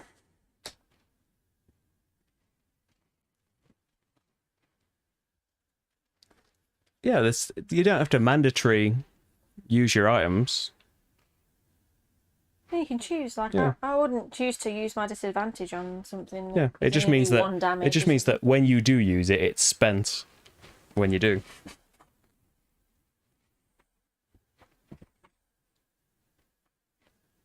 Like there'll be other items and things, but for this one, like for your basic things, because it would be rubbish if it's just like the first attack of the game poisons no matter what it is. Like, you got some choice with it. Okay. Right. So I did a lot of damage there. So you're welcome. That's everyone. Okay. So I need to think about Marty, healing. I've can you definitely just lost sit down, one of my heal please? cards. Ooh. Yeah, I think I know what I'm going to do already then. I'm going slow because I haven't got any time tokens to spend by going fast. But middling. I'm going the fast side of slow. Right.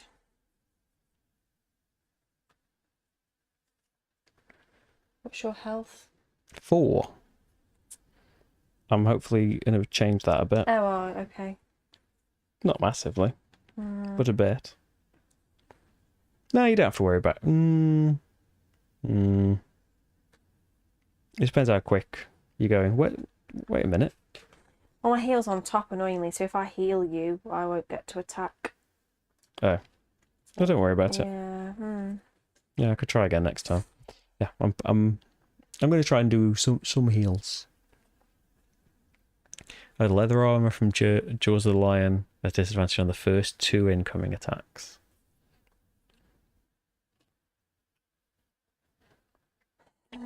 How much movement have I got on my league? Just need to swap, really. Not many cards.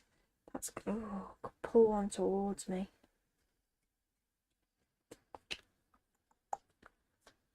Okay. I'm ready. Yep, 54. 36. Oh. That's okay. All these need shuffling. Oh. So the guard's going at 35. So we know 35, Archer's 36, 50, 32. So far, last. I wish I'd picked my other heal card. I didn't think I would be going that slow though. Yeah, these just seem to be going that speedy. Priest, 23, and he's healing. Ah!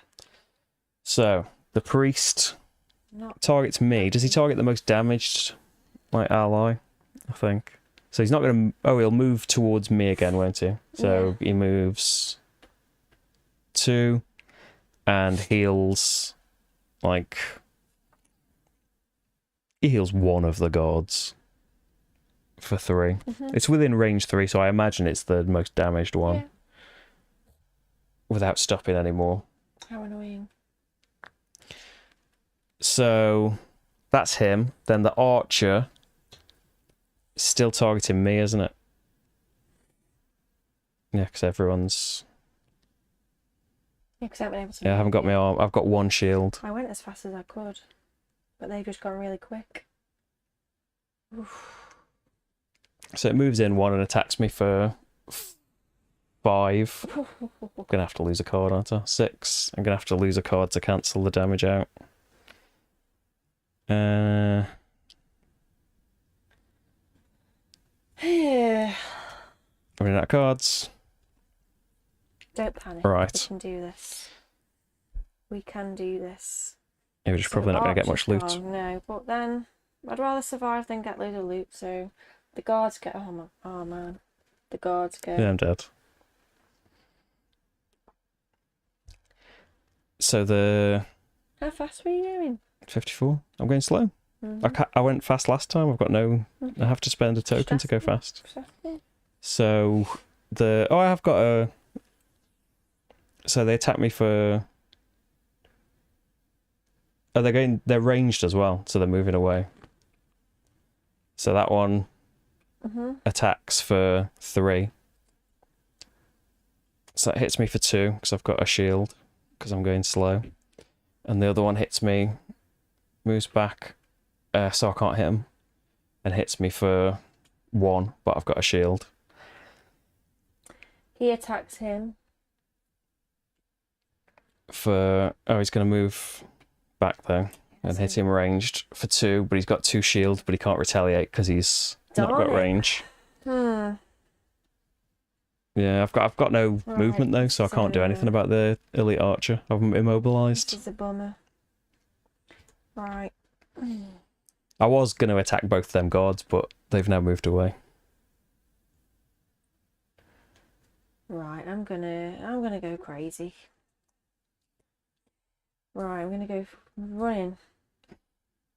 1, 2, 3. I want to go on that loop. Well, can't. So now I can't go as crazy as I thought I was going.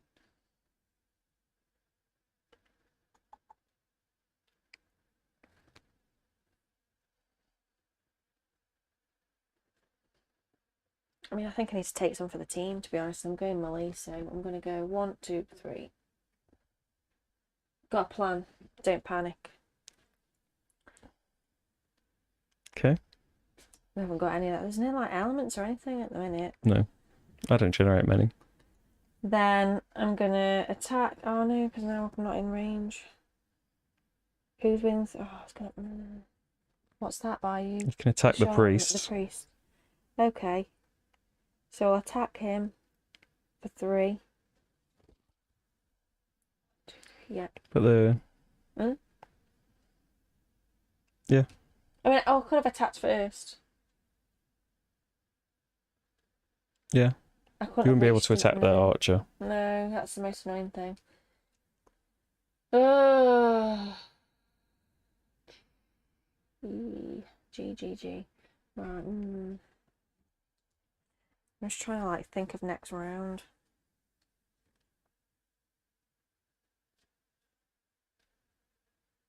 Okay, right. I'm gonna move there. So the archer is in 3. Yeah. So I'm going to attack him for 3. 4, 5.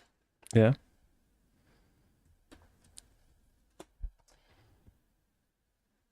So I hit him for 5. So he's got 3 health left because he's elite. What number is he? 2. Well, not that it matters, but. And I'm going to pull him. And I'm going to pull him 1. Okay. And I switch forms.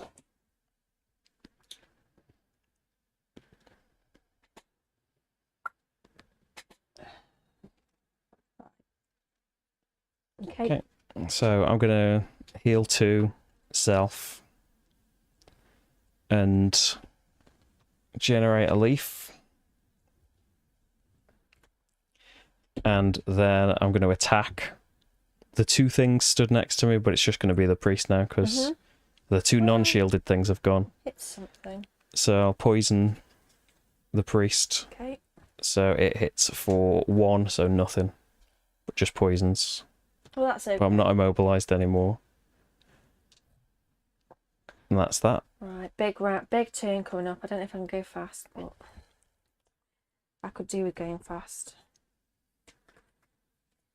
Oof.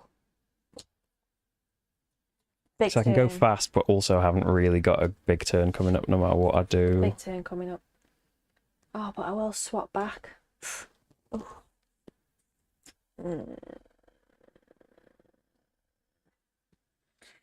Nah. Oh, hang on. I've misjudged. I don't pull him. Rachel's getting me kill pull. I looked at my card and misjudged the. No. Yeah, I don't know which Geminate ear means Geminate ear. Oh, you're not pushing it anymore. No, I am. I was just trying to. I looked at this card to know what to do, and then just confused myself. But that's right. We opened a door and got a bit battered. Well, I got a bit battered. I'm not getting anyone killed. But I'm probably just going to stand still and I'll go slow again, I think. Okay. Hopefully hit something. I don't know if it'll still be alive.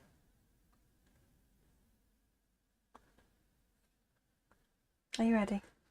Yeah. Okay, I'm going 14. I am going slow, so I need a time token. I'm going 66. Just thinking, like, I can't change my mind now, but I was thinking I should maybe have gone 99.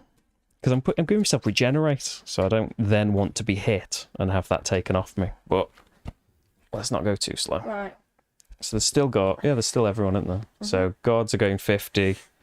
Oh, it's going so fast. Priest's 8. Okay. So we've got 8. I'm 14. 14. We've got... What are you? 66. Yeah, the guards. And then the archer, and then me. Okay, so priest first is doing drain speed. Move, so I'm its target. Move for -1, so it's going to move away from me, isn't it? So it's not at disadvantage. And then it's going to attack me and immobilize me again. So it's going to attack me for 2. But I am slow, so I have got a shield. +2. So I've got 1 health. I can't lose any more cards, though. Right. Well, I'll lose cards if I get attacked again. I might have to long rest next time I rest and try and get some health back. Right. What are you going to do, Rach? Kill everything. Right, I'm going to equip this. So for this round, I've got a shield and retaliate. Yeah. I'm then going to play this. So I am in the right thing. And I'm going to do 2 damage +1. Yeah. And use my last action on there. to do 3 damage to those 3 enemies. So do you want to go to the action shot? Yeah. To demonstrate. So we can get an action shot. So I'll attack the one closest to me first for 3. Show this camera card that you're drawing, right? 3, sorry. I keep forgetting that you can't see. So 3 to number 1. Yeah, so that's got 1 health left. Okay. And then 3 to this guy. Uh-oh. That's unfortunate. So that's a mess. You shuffle at the end of the round, don't you? I've done it now. I've done it now. I've done it now. So that's back in your deck. I know, well, if it comes out, I'm not counting it. Last one, Archer. 3. And all those things are immobilised. Okay. Apparently only applies to 1 attack, not the entire attack action. That's what apparently. That's why I've done each one. What do you mean? You +1. Oh, well. 2 then. So... we did that last time, didn't we? Because the Archer's still got 1 then. Oh, I didn't know. What's that? The Archer's still got 1 health. That guard's still got 1 health. Close though. They're all immobilised. So I haven't got any immobilised tokens. I'm not really sure because it's 1 attack, isn't it? Yeah, that's... Yeah, that's... Paul, what do you Paul, what do you reckon? What's your card? What's your card, Paul? No, what's your card, Well, Rach? it just says on your next 4 attacks, so I suppose... Yeah, it's not like action. It's not attack actions, is it? Yeah, I'm not... Probably is right. Probably is correct.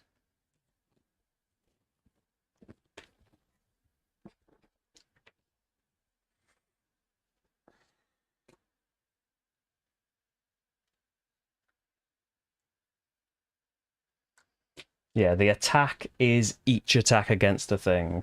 An attack ability is the ability itself. And the attack action is the whole top of the card that contains an attack. So if it just says attack, it's meaning like the individual hits. Okay. So the guards go. So the guard closest to Rach is going to attack Rach, I think. Yeah, it's moving 0, so it doesn't need to move. It's going to attack for 0. Are you using armor, Rach, or are you going to save it for the archer? Well, what's it attacking me for? 0? Yeah, but the archer's attacking you for +1 and it's elite anyway. Well, I wouldn't use it on a 0 anyway. Well, its base isn't 0. Its base is 3. I wasn't here. That was taking me jump. Oh, nothing's happened yet. Okay, what's happening? I'm saying the thing is attacking you for 3. Do you want to use your armor? Or do you want to save it for the archer? I've got a base armor.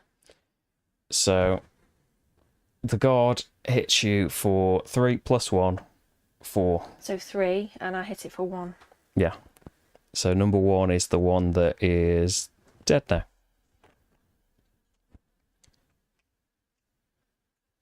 So that's 1 down. This one, you're fastest, so it'll move. Immobilized. Oh, so it can't move and can't attack anybody. And that's the guards. What about him? Oh, that guard will move over to the city guard then, won't he? And attack for 3. 6 damage. So 4 with the city guard's 2 shield.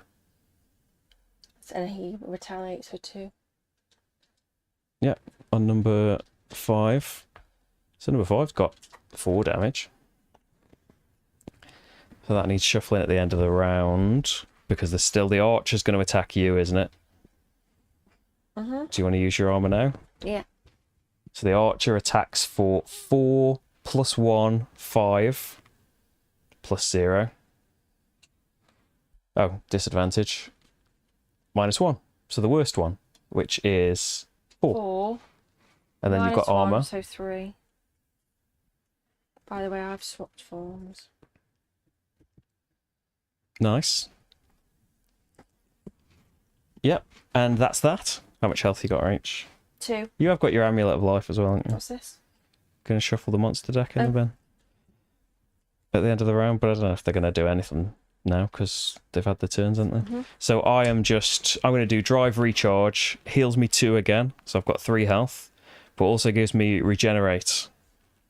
So it gives me a health at the start of every one of my turns, but I lose it as soon as I get damaged.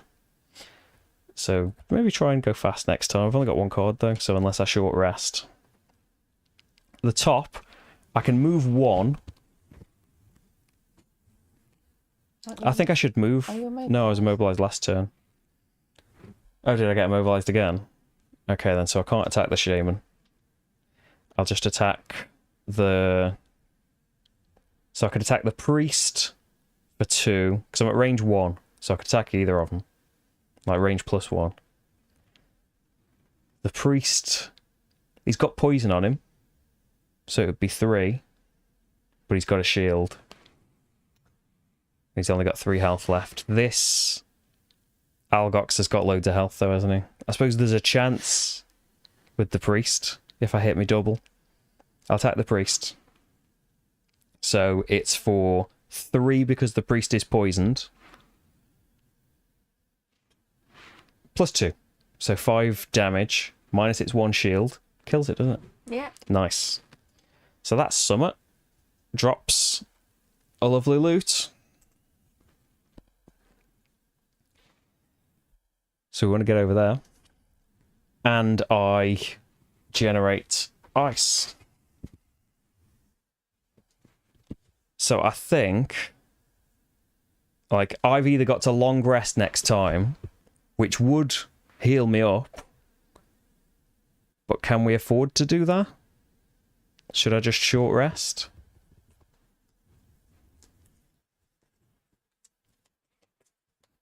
Maybe I should just short rest. I can heal you. But I also need to heal myself, unfortunately. I can do both. I'm just going to short rest. And I think we're just going to have to take what we're given, because I've only got 3 health. I don't really want to spend that's 1. Gone away now. Forever. Is that what that... That's not gone away forever, is it? Which one? The bottom one. No, that just means stay out until the end of the round. It's just in your discard. So we've lost the nice one. I feel like we've got enough turns for this, though. Well, I feel like he's going to kill that god on his own. Maybe. He's only got 1 health left, though. Oh, true. But then the god can start making his way towards us. It's just... It would be nice to go and get all of this loot that's hanging around. It's just... It's not happening. The things that give me range are on the loot card. Unfortunately. So let's see. What can I do if we go fast?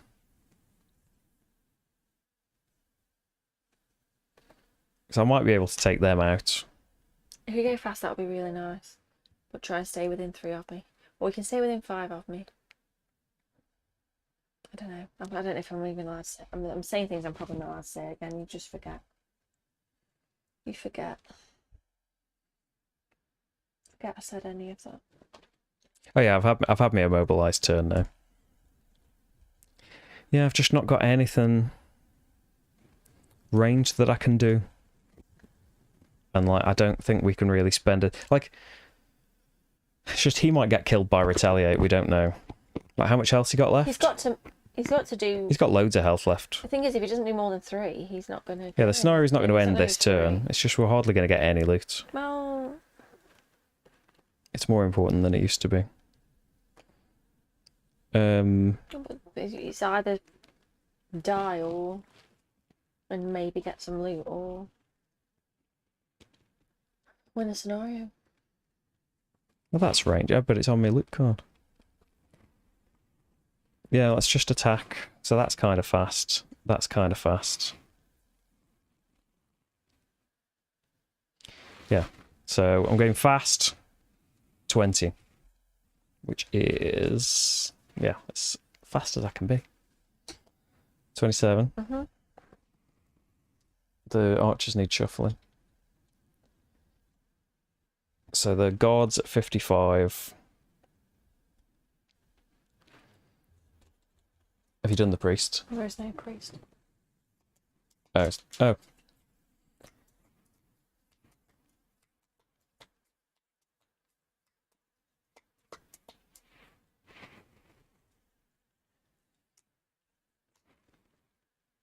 $31. What's the city called? Okay. Right. So it's me first. So I'm just going to move. So I can attack both of these. So I can move 5, but I've got to end up next to them both, so...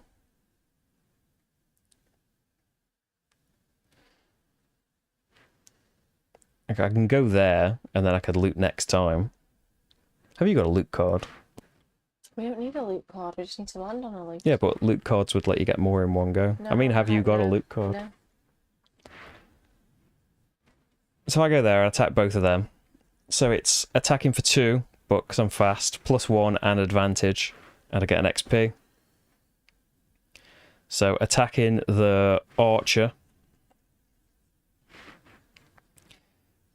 Oof. Perfect time to have advantage. Their curse goes out my deck. So I wish I'd done the shaman with the double though. So that's 6 damage on the archer. I think you mean the guard. He's dead. And then 2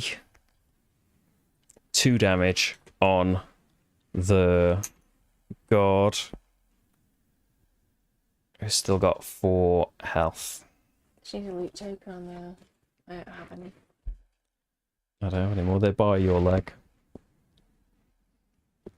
I could probably take one from the first room. Yeah, I'll do it. You do your turn, you're next, don't you?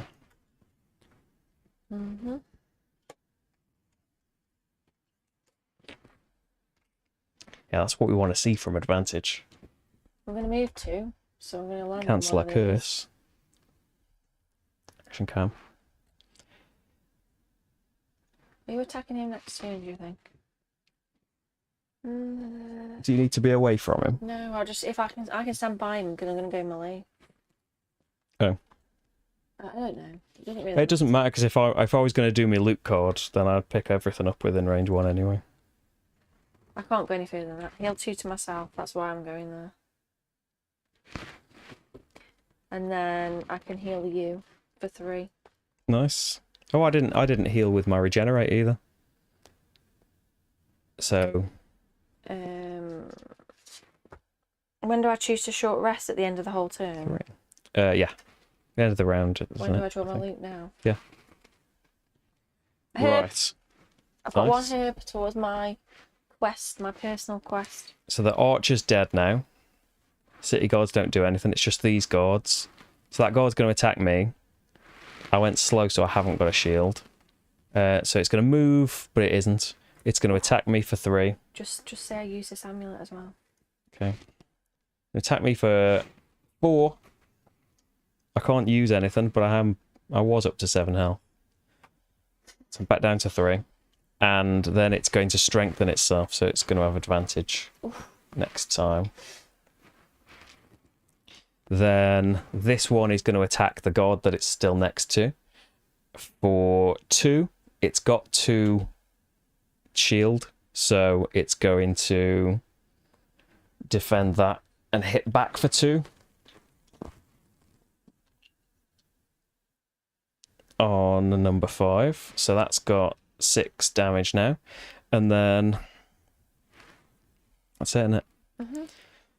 So new round. I'm going to short rest. I'm not going to switch to my melee form, am I? Because I'm not doing a long rest. It's when I do a long rest that I can switch forms. Yeah. Do I get these back in a short rest or no? No.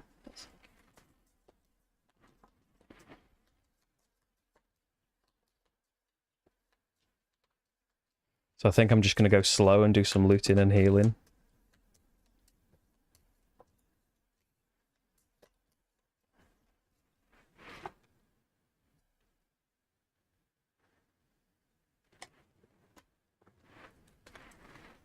Okay.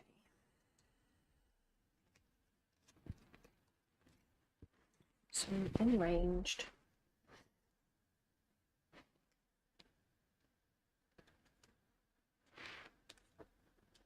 Did I get hit? I haven't got to regenerate anymore ever. Because I got hit.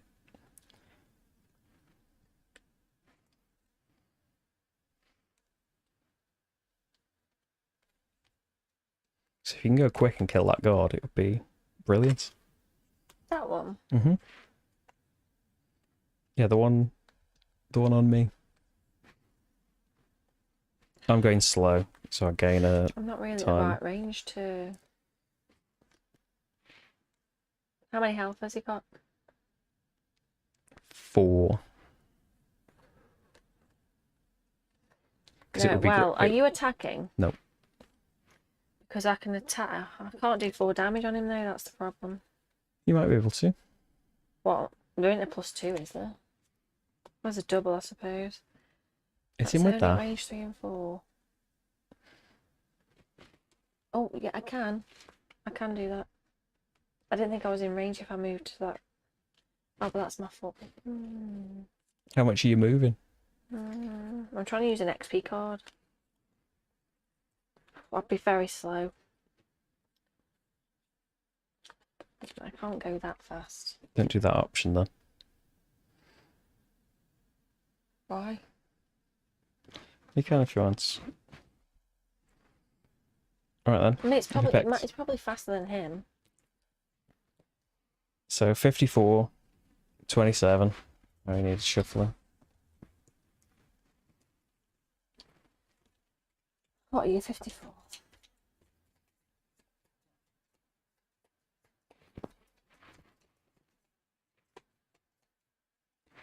Uh, 50.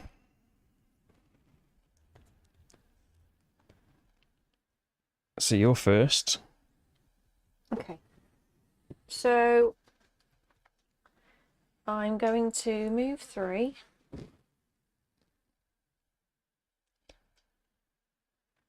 Yeah. So I get this loot. Do you do it in the middle of my turn or at the end Yeah, of my whatever. turn? Doesn't really matter, does it? It's not going to do anything. It's not going to kill someone. 2 lumber. And then this. So only at 3 or 4 range. 1, 2, 3, 4. So it attacks him. Yeah. And the 2 spaces next to him, but there's no one there. Just so you can see. There's no fire to use, but that's okay. So I do 3 damage on him. I get an XP for using this card. 4 damage. Sorry. Okay. Sorry, everybody. So 4 damage. That kills it. And That's lost. small loot. And I swap forms, so I use the bottom half. Actually, there should be one about, shouldn't there? You've got 2 late tokens. Yeah. Didn't give me a chance. Okay, that is me. It's the guards go, but it's just this one that's alive now. So it's going to hit for 3. This one isn't at advantage, so hits for 2. It. How much damage has this one got? 6. Retaliates for 2. This is the last turn. What are you doing? It's okay, I'm looting. So I was gonna heal, but there's no point. We've got some loot, haven't we? We've got more than what. I'm gonna temporal displacement, just loot within like range 1. So there is 3 things next to me now. So we did decently. I was gonna say it could have been. It was looking worse. And so what have I found? 2 lumber, a coin. Nice. 2 lumber. So we've ended up with a decent amount of stuff from that.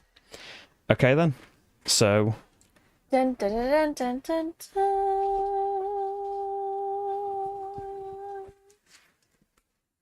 Do we need this? At the end of the round, read 9.1.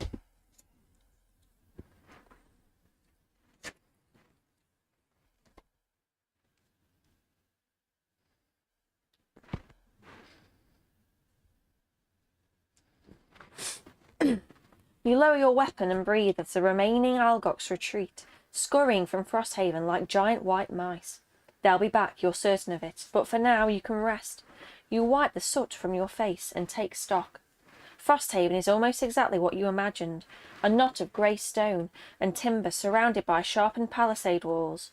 A place where mere survival is an everyday concern and where only the desperate could feel at home. Thankfully, though, the townsfolk are tough. They're already on their feet, dousing fires and picking through rubble.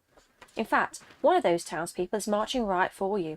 A sharp-featured human woman with a fighter's muscular build, close-cropped hair and dark skin, approaches and offers a gauntleted hand in greeting.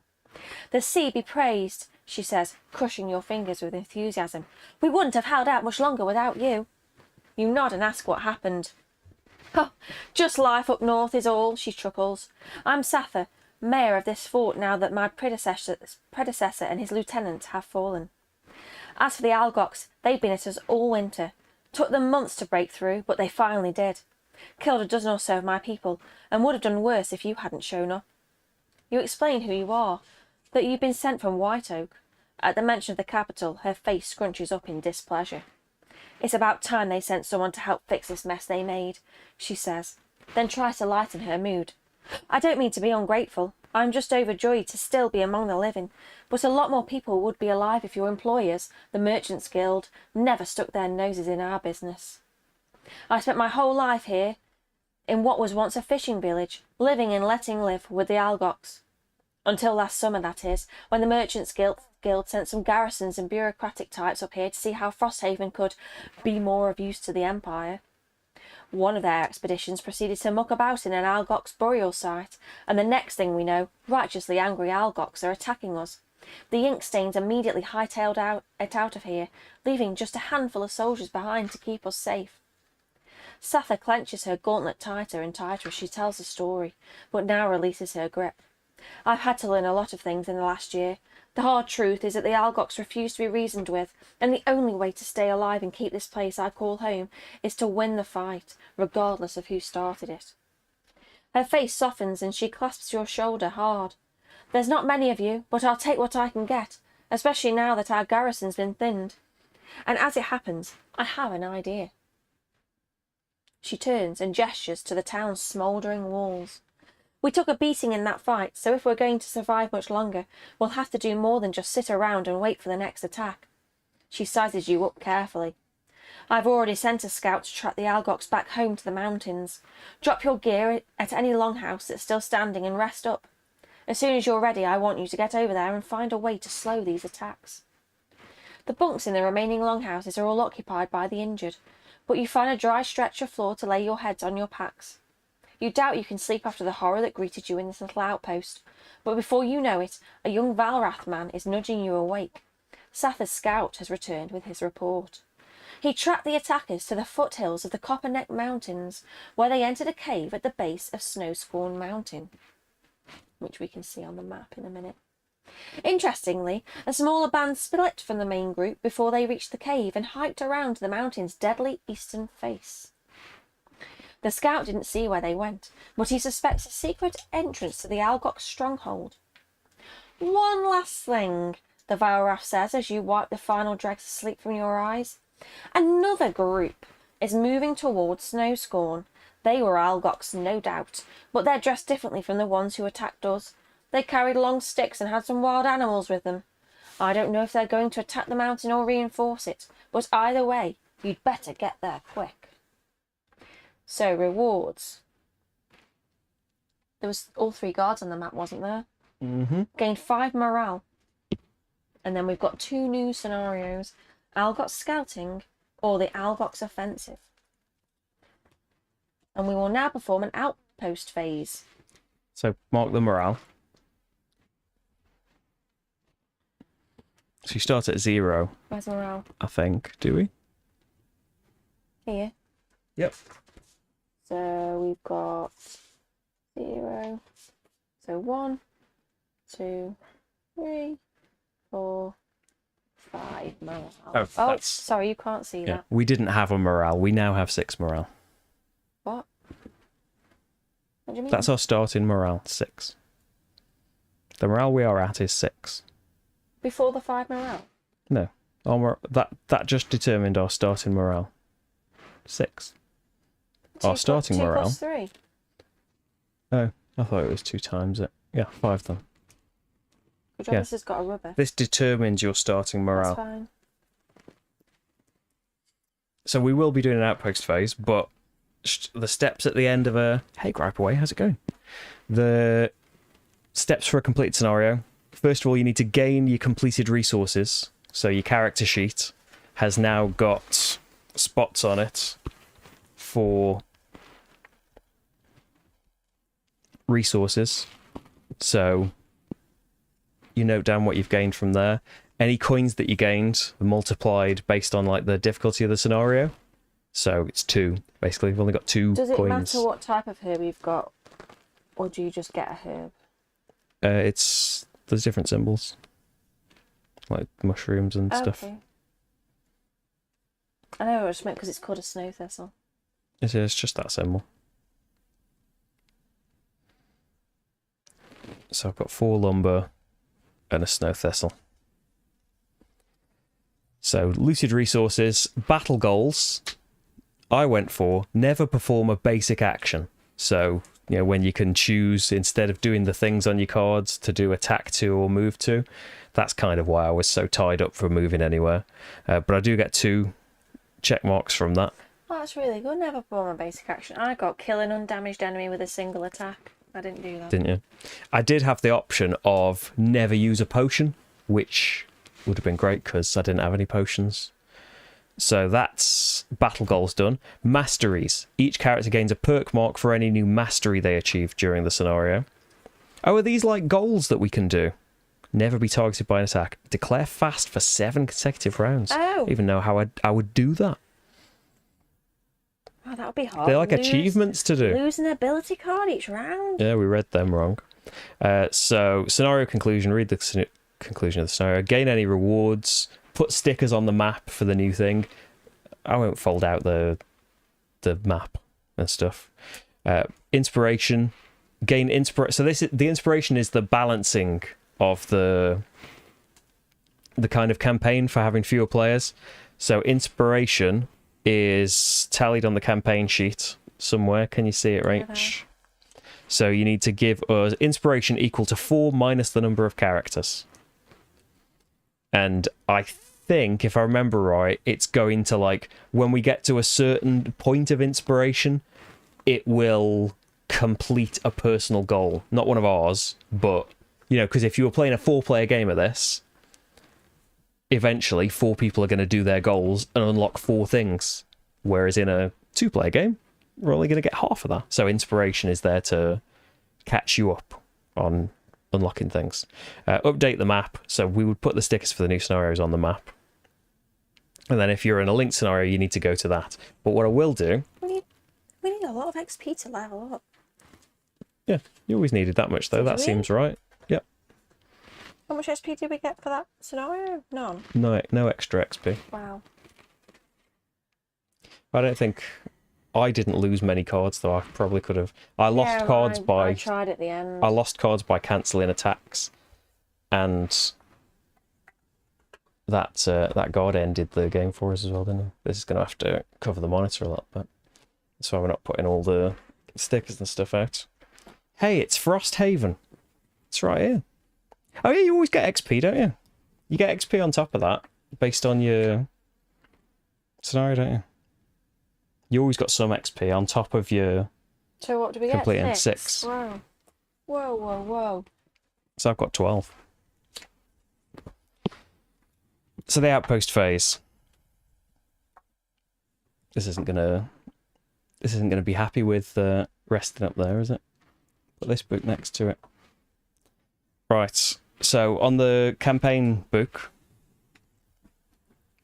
mark the next box on the calendar to show the passage of time. You'll occasionally be instructed to go to section numbers when you cross off certain boxes. In some events and scenarios, time can pass outside the outpost phase. When a set of 10 boxes on the calendar has been filled, a change of season occurs, either from summer to winter when you've done the first half of a row, or from winter to summer when you've done the second half of a row. The main difference will be you use different decks of events and things. So after the passage of time step, unless you were instructed not to resolve an outpost event this week, draw the top card. Just get rid of it. We don't need things anymore. Oh, so we're in summer. So the first 20 events are put into the deck at the start of the game and shuffled up. So we're in summer. So what's our event, Rach? I think that's... I mean, you can't see it anyway. That's not going to be very visible. Regardless of season, Frosthaven and the surrounding environment is covered in a blanket of snow year-round. This week shows that even the most reliable of weather can take a break every now and then. The sun is shining, the air is warm, and the icy paths have melted into mud and stone. The outposters are taking advantage of the heatwave by enjoying a splash in the bay. The Quattrall mail carrier has taken to delivering popsicles made with ice harvested from the shade of the mountainside, and even Mayor Sather has paused her duties to take a running dive off the dock into the still cold water. Only one group is going about as normal, the town guard. Captain Olmsted has demanded the guard be at high alert and double the patrols. He barks orders from the harbour tower at the sweating guards on patrol. All manner of sea life is just waiting to eat us alive. Be ready for them. The fully armoured guards look to be on the verge of collapse in the sweltering heat. Options. Option A. Do you encourage Captain Olmsted to relax and let the guards enjoy a day off? Or, option B, safety first. It's good someone is watching out for the relaxing populace. What do you want to choose, Rach? What's your instinct? Well, he is being a bit mean. But something could attack. Could. It's tough. You can get... Frosthaven can get attacked. You can see it in the rulebook right now. What do you think, Rach? Like, maybe people will be more inspired if you let them...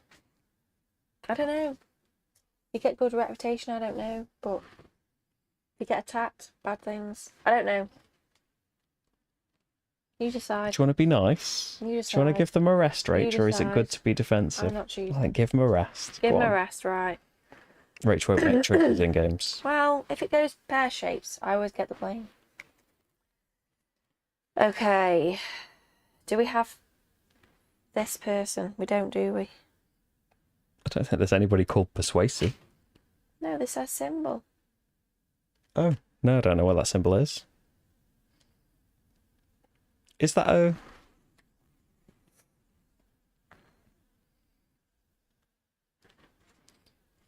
Is that a character symbol?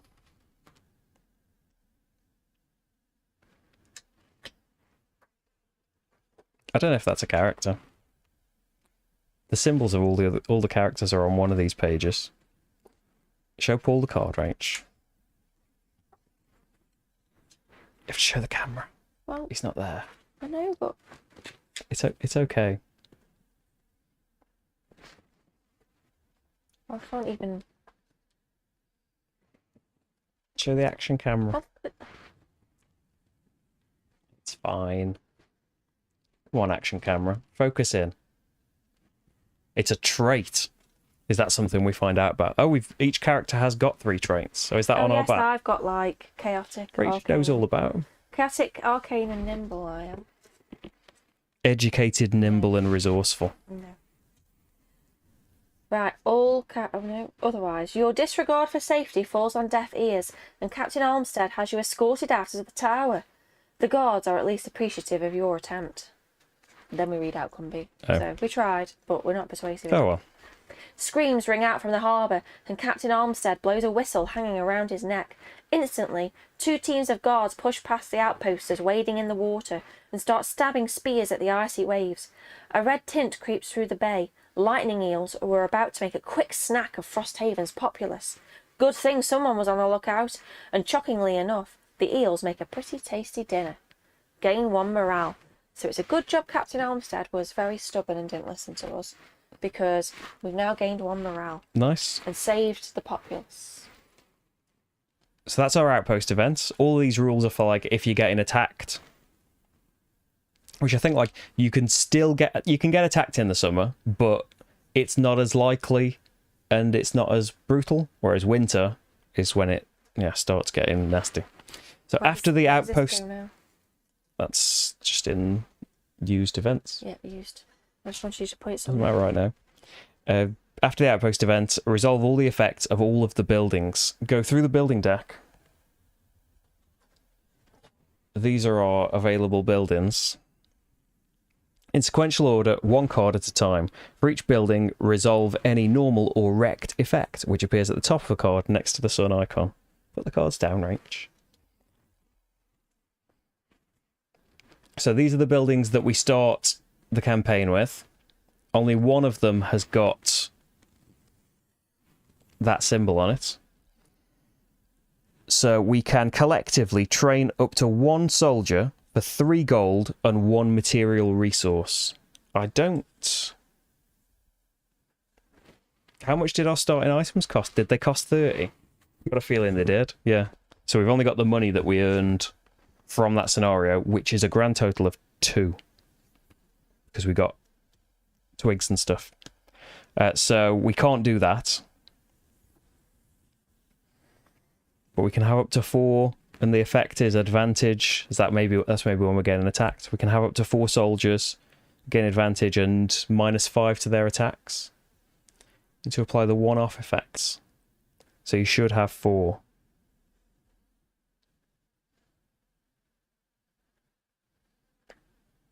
I like the exclamation marks. Because these just start out built. Is that on our sheet? Oh yeah. 4 soldiers, Rach. So we will go up levels if we get more of these soldiers. I'll just call these in. Yeah. Or circle them or whatever. Oh, and we should add 1 to 10 to the item supply. There's not going to be much buying with 2 gold, is there? So we've done the sun abilities. Did we record that anyway? When the party gains or loses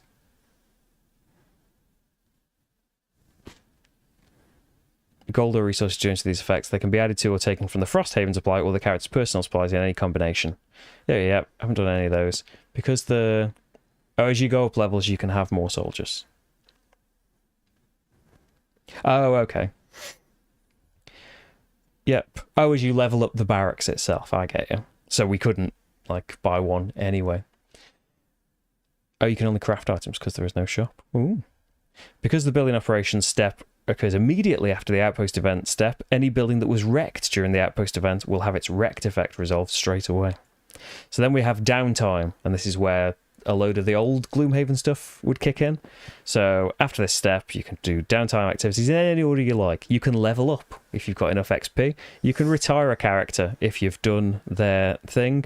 You can create a new character. You can craft items, brew potions, and sell items. So crafting. Non-potion items can be crafted by interacting with the craftsman building. So this is like the downtime symbol, right? This is stuff that we can do now. So we can craft items at the craftsman. We can brew potions at the alchemist. At the start of the campaign, only items 1 to 10 are available to be crafted. So if you grab that underneath the things over there, Rach, there's a small card tray that's got small cards in it. So the available craftable items, I think it told me to do this in the starting page anyway. There we go. Items 1 to 10. So as the craftsman gets upgraded and we discover new blueprints, more items will be added to the available craftable supply. So we can craft, is this the cost as well? So we haven't got metal, have we? We haven't got leather. Only got wood. We've got wood. So we could craft a crude bow. During your turn, add a range to one of your ranged attacks. A crude spear. During your turn... That's ore, right? Mm-hmm. A line's ore. During your turn, one of your single target melee attack abilities may target an enemy 2 hexes away. Protective Scepter. During your turn, grant one ally within range 2 1 shield for the rest of the round. And Crude Shield, when an enemy would apply a negative condition to you, prevent the condition. So this is a 1 use, and I don't know if any of the others had that. Oh yeah, not any that we looked at. That needs you to put a -1 in your modifier deck as well. So We haven't got any metal, have we? Oh, does that need metal? Yeah, Oh. there's a sneaky metal one at the back. So yeah, we could craft some of this stuff. It's like, I guess, like our hands are kind of free at the moment, aren't they? I've only got like a body thing and one hand of stuff. We've got a lot of resources.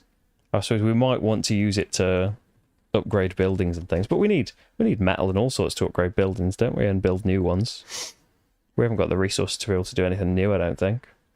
Do you want to craft any of these things? +1 to one of your ranged attacks. Probably a nice one. A melee attack can target someone 2 hexes away. Give an ally within 2 protection. Yeah, I think the bow would be good for me, maybe. Yeah. Have you got anything in your hands right now? No. No. So you could have 2 things if you could Yeah, have one of each if you wanted. Oh, is it? It is. Yeah. Oh, the spear is 2. The scepter's just 1 though. So maybe what's that award? Maybe I'll take the scepter. Yeah, I'm going to craft a scepter for a wood as well. Where do I write weapons? No. Anything you do, they just stay with you, don't they? You don't need to. Just go in your box. I'm sure It's because we used to play 2 campaigns side by side, and we had to have spreadsheets and all sorts tracking the events we had available. You can write it in. So, crafting items. Brewing potions. I imagine this is what the herbs are for. You can brew potions by interacting with the alchemist building. Characters brew a potion by spending any 2 herbs taken from the Frosthaven supply or their supply. Refer to the combination of those 2 herbs on the alchemy chart to see which potion is brewed. The brewer gains 1 copy of the potion, which they may keep or give to someone else. At the start of the campaign, all windows on the alchemy chart are closed, so you don't know the potion formulas. Oh, that's this. That's this. Can we pull our herbs together? Yeah. So we've got 2 snow thistles. Is there one that's snow thistle and snow thistle? Yeah. Oh, let's do it. Do it. Are we allowed? If you do this, it is like, yeah, there's not a lot of stuff out there. I think we will do this, but we won't show you that. Well, I'll just rub it off. We'll keep that secret. Just rub your thistle off. Because there's not a ton of things to be revealed there, is there? Because one of Rach's options for her personal quest was like immediately start to do this stuff, and yeah, thought like that. Like, I don't know. There's spoilers no matter what, isn't there? But you know, at least we can just say this is basically only the things you would get in scenario 1. I suppose like you're likely to brew that potion scenario 1 if you're adventurous, aren't you? You can sell items for half the gold rounded down. If you sell a craftable item, you get 2 gold for each resource or item required to craft it. So that's our chilling. Then we've got a construction phase. After the downtime step, the party may build, upgrade, and rebuild buildings. You can build or upgrade 1 thing by default, and you can lose 2 morale to build or upgrade a second building. You can't do that while wrecked. You need to rebuild them. So, building, you need to pay its build cost, which is shown on its level 0 sticker. But they are, like, I don't know if you can see them because they're a little bit small. You can see them, can't you? They're on here as well, right? We need a lot of stuff that we haven't got yet. Yeah. Are they also on there?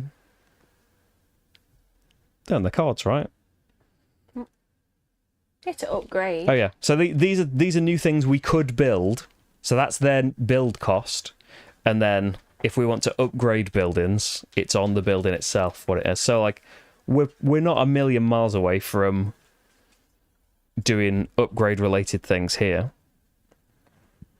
What's the first thing? Banner.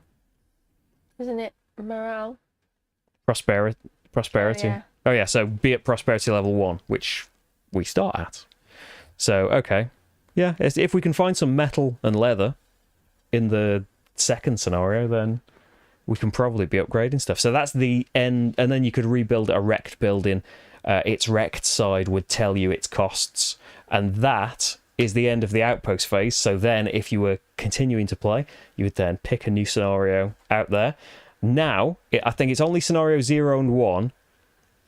Well, probably later on there'll be some as well. But specifically at the start of the game, you don't do a road event. We are on the way already to Frosthaven, so we don't have any of those. But in the future, there'll be random road events to deal with too, and like in Gloomhaven, they'll be added to and adjusted. It's just that now we've got outpost events too, and those entire decks change based on the season that you're in. And yeah, you'd have a new scenario. We've unlocked 2 new ones now, so we could go to either of them. How do we write on the board? Do we stick some stuff on the board? Yeah, you can stick stickers on the board for the locations and check them off. Yeah, it's works just the same as like the Gloomhaven map did. We've got like sheets and sheets of stickers to add on there, but we've also got like these secret, like the other side is all like advent calendar-y kind of doers. There's a whole flowchart of how the campaign works, basically how things interconnect, and you can put stickers on it to say, hey, we can't do that scenario anymore. But yeah, there's all sorts of stuff on there. Yeah, we've unlocked, after doing scenario 1, we can now do 2 or 3, and it will like branch out from there. But yeah, this is just for a little look at a tiny portion of an enormous game and give you the basics. Have you seen that? Like, it's Gloomhaven, isn't it? If you're familiar with Gloomhaven, it's that gameplay, but that's like what we played. I wonder if I played the Blinkblade when we had the prototype. It's more in it. There's more going on, especially if you jump in to the complicated characters straight away. And I would say, like, the first scenario, it was tough on us because, yeah, I wanted to do something flashy and it didn't quite work out. Yeah, it's Gloomhaven but colder, but not yet, because it's all they're complaining about we've got to Frosthaven and they're all complaining about the heat. What's going on? We're told this was the harsh midwinter. But there we go. Yeah, I don't know. Like I said, that it's unlikely. Like the amount of time we get to do like streams in general together, I think it would be way too unwieldy and take too long to try and ever stream something like Frosthaven. But it would be nice to, like, spoilers are the thing to factor in, but it would be nice to return for some things like our scenario. I would like that, but at the same, like, I don't know, if we didn't say like anything to do with where we were, but we might have items, we might have things that would be big spoilers. I don't know. It's difficult, isn't it? Is Marty coming to join us now? Way past fuming. Way past his tea time. It's like, I should have been fed at 7 o'clock and it's now 8 o'clock.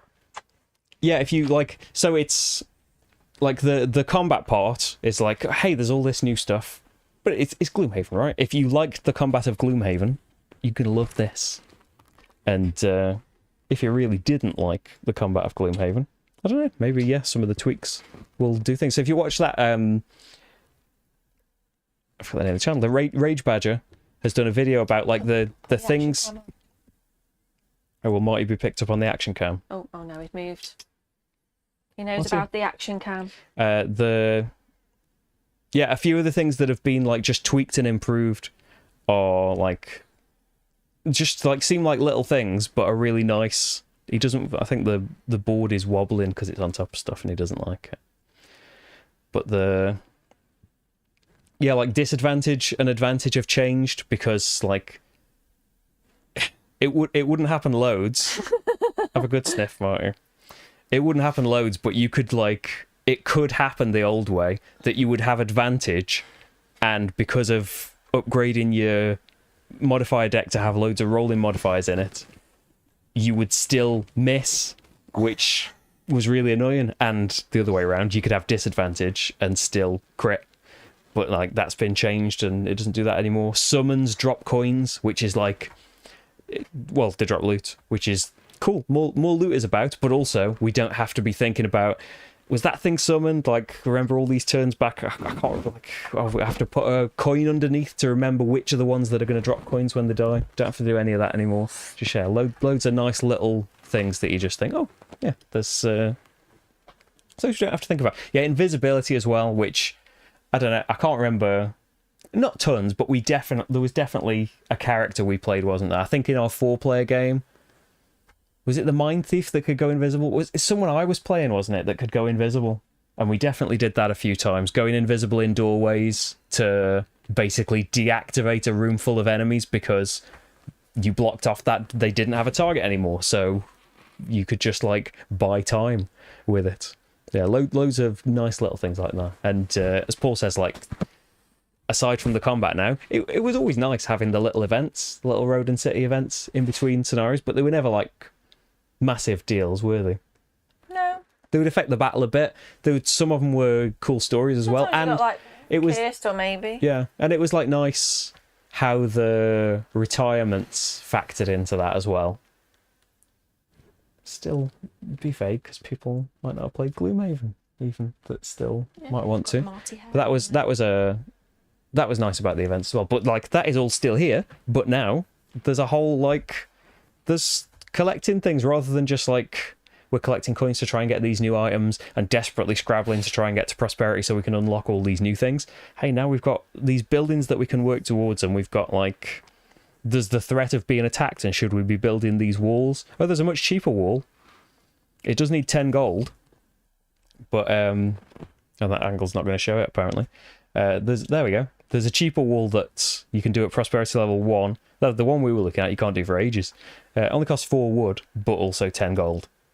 So we're not far away from being able to do that.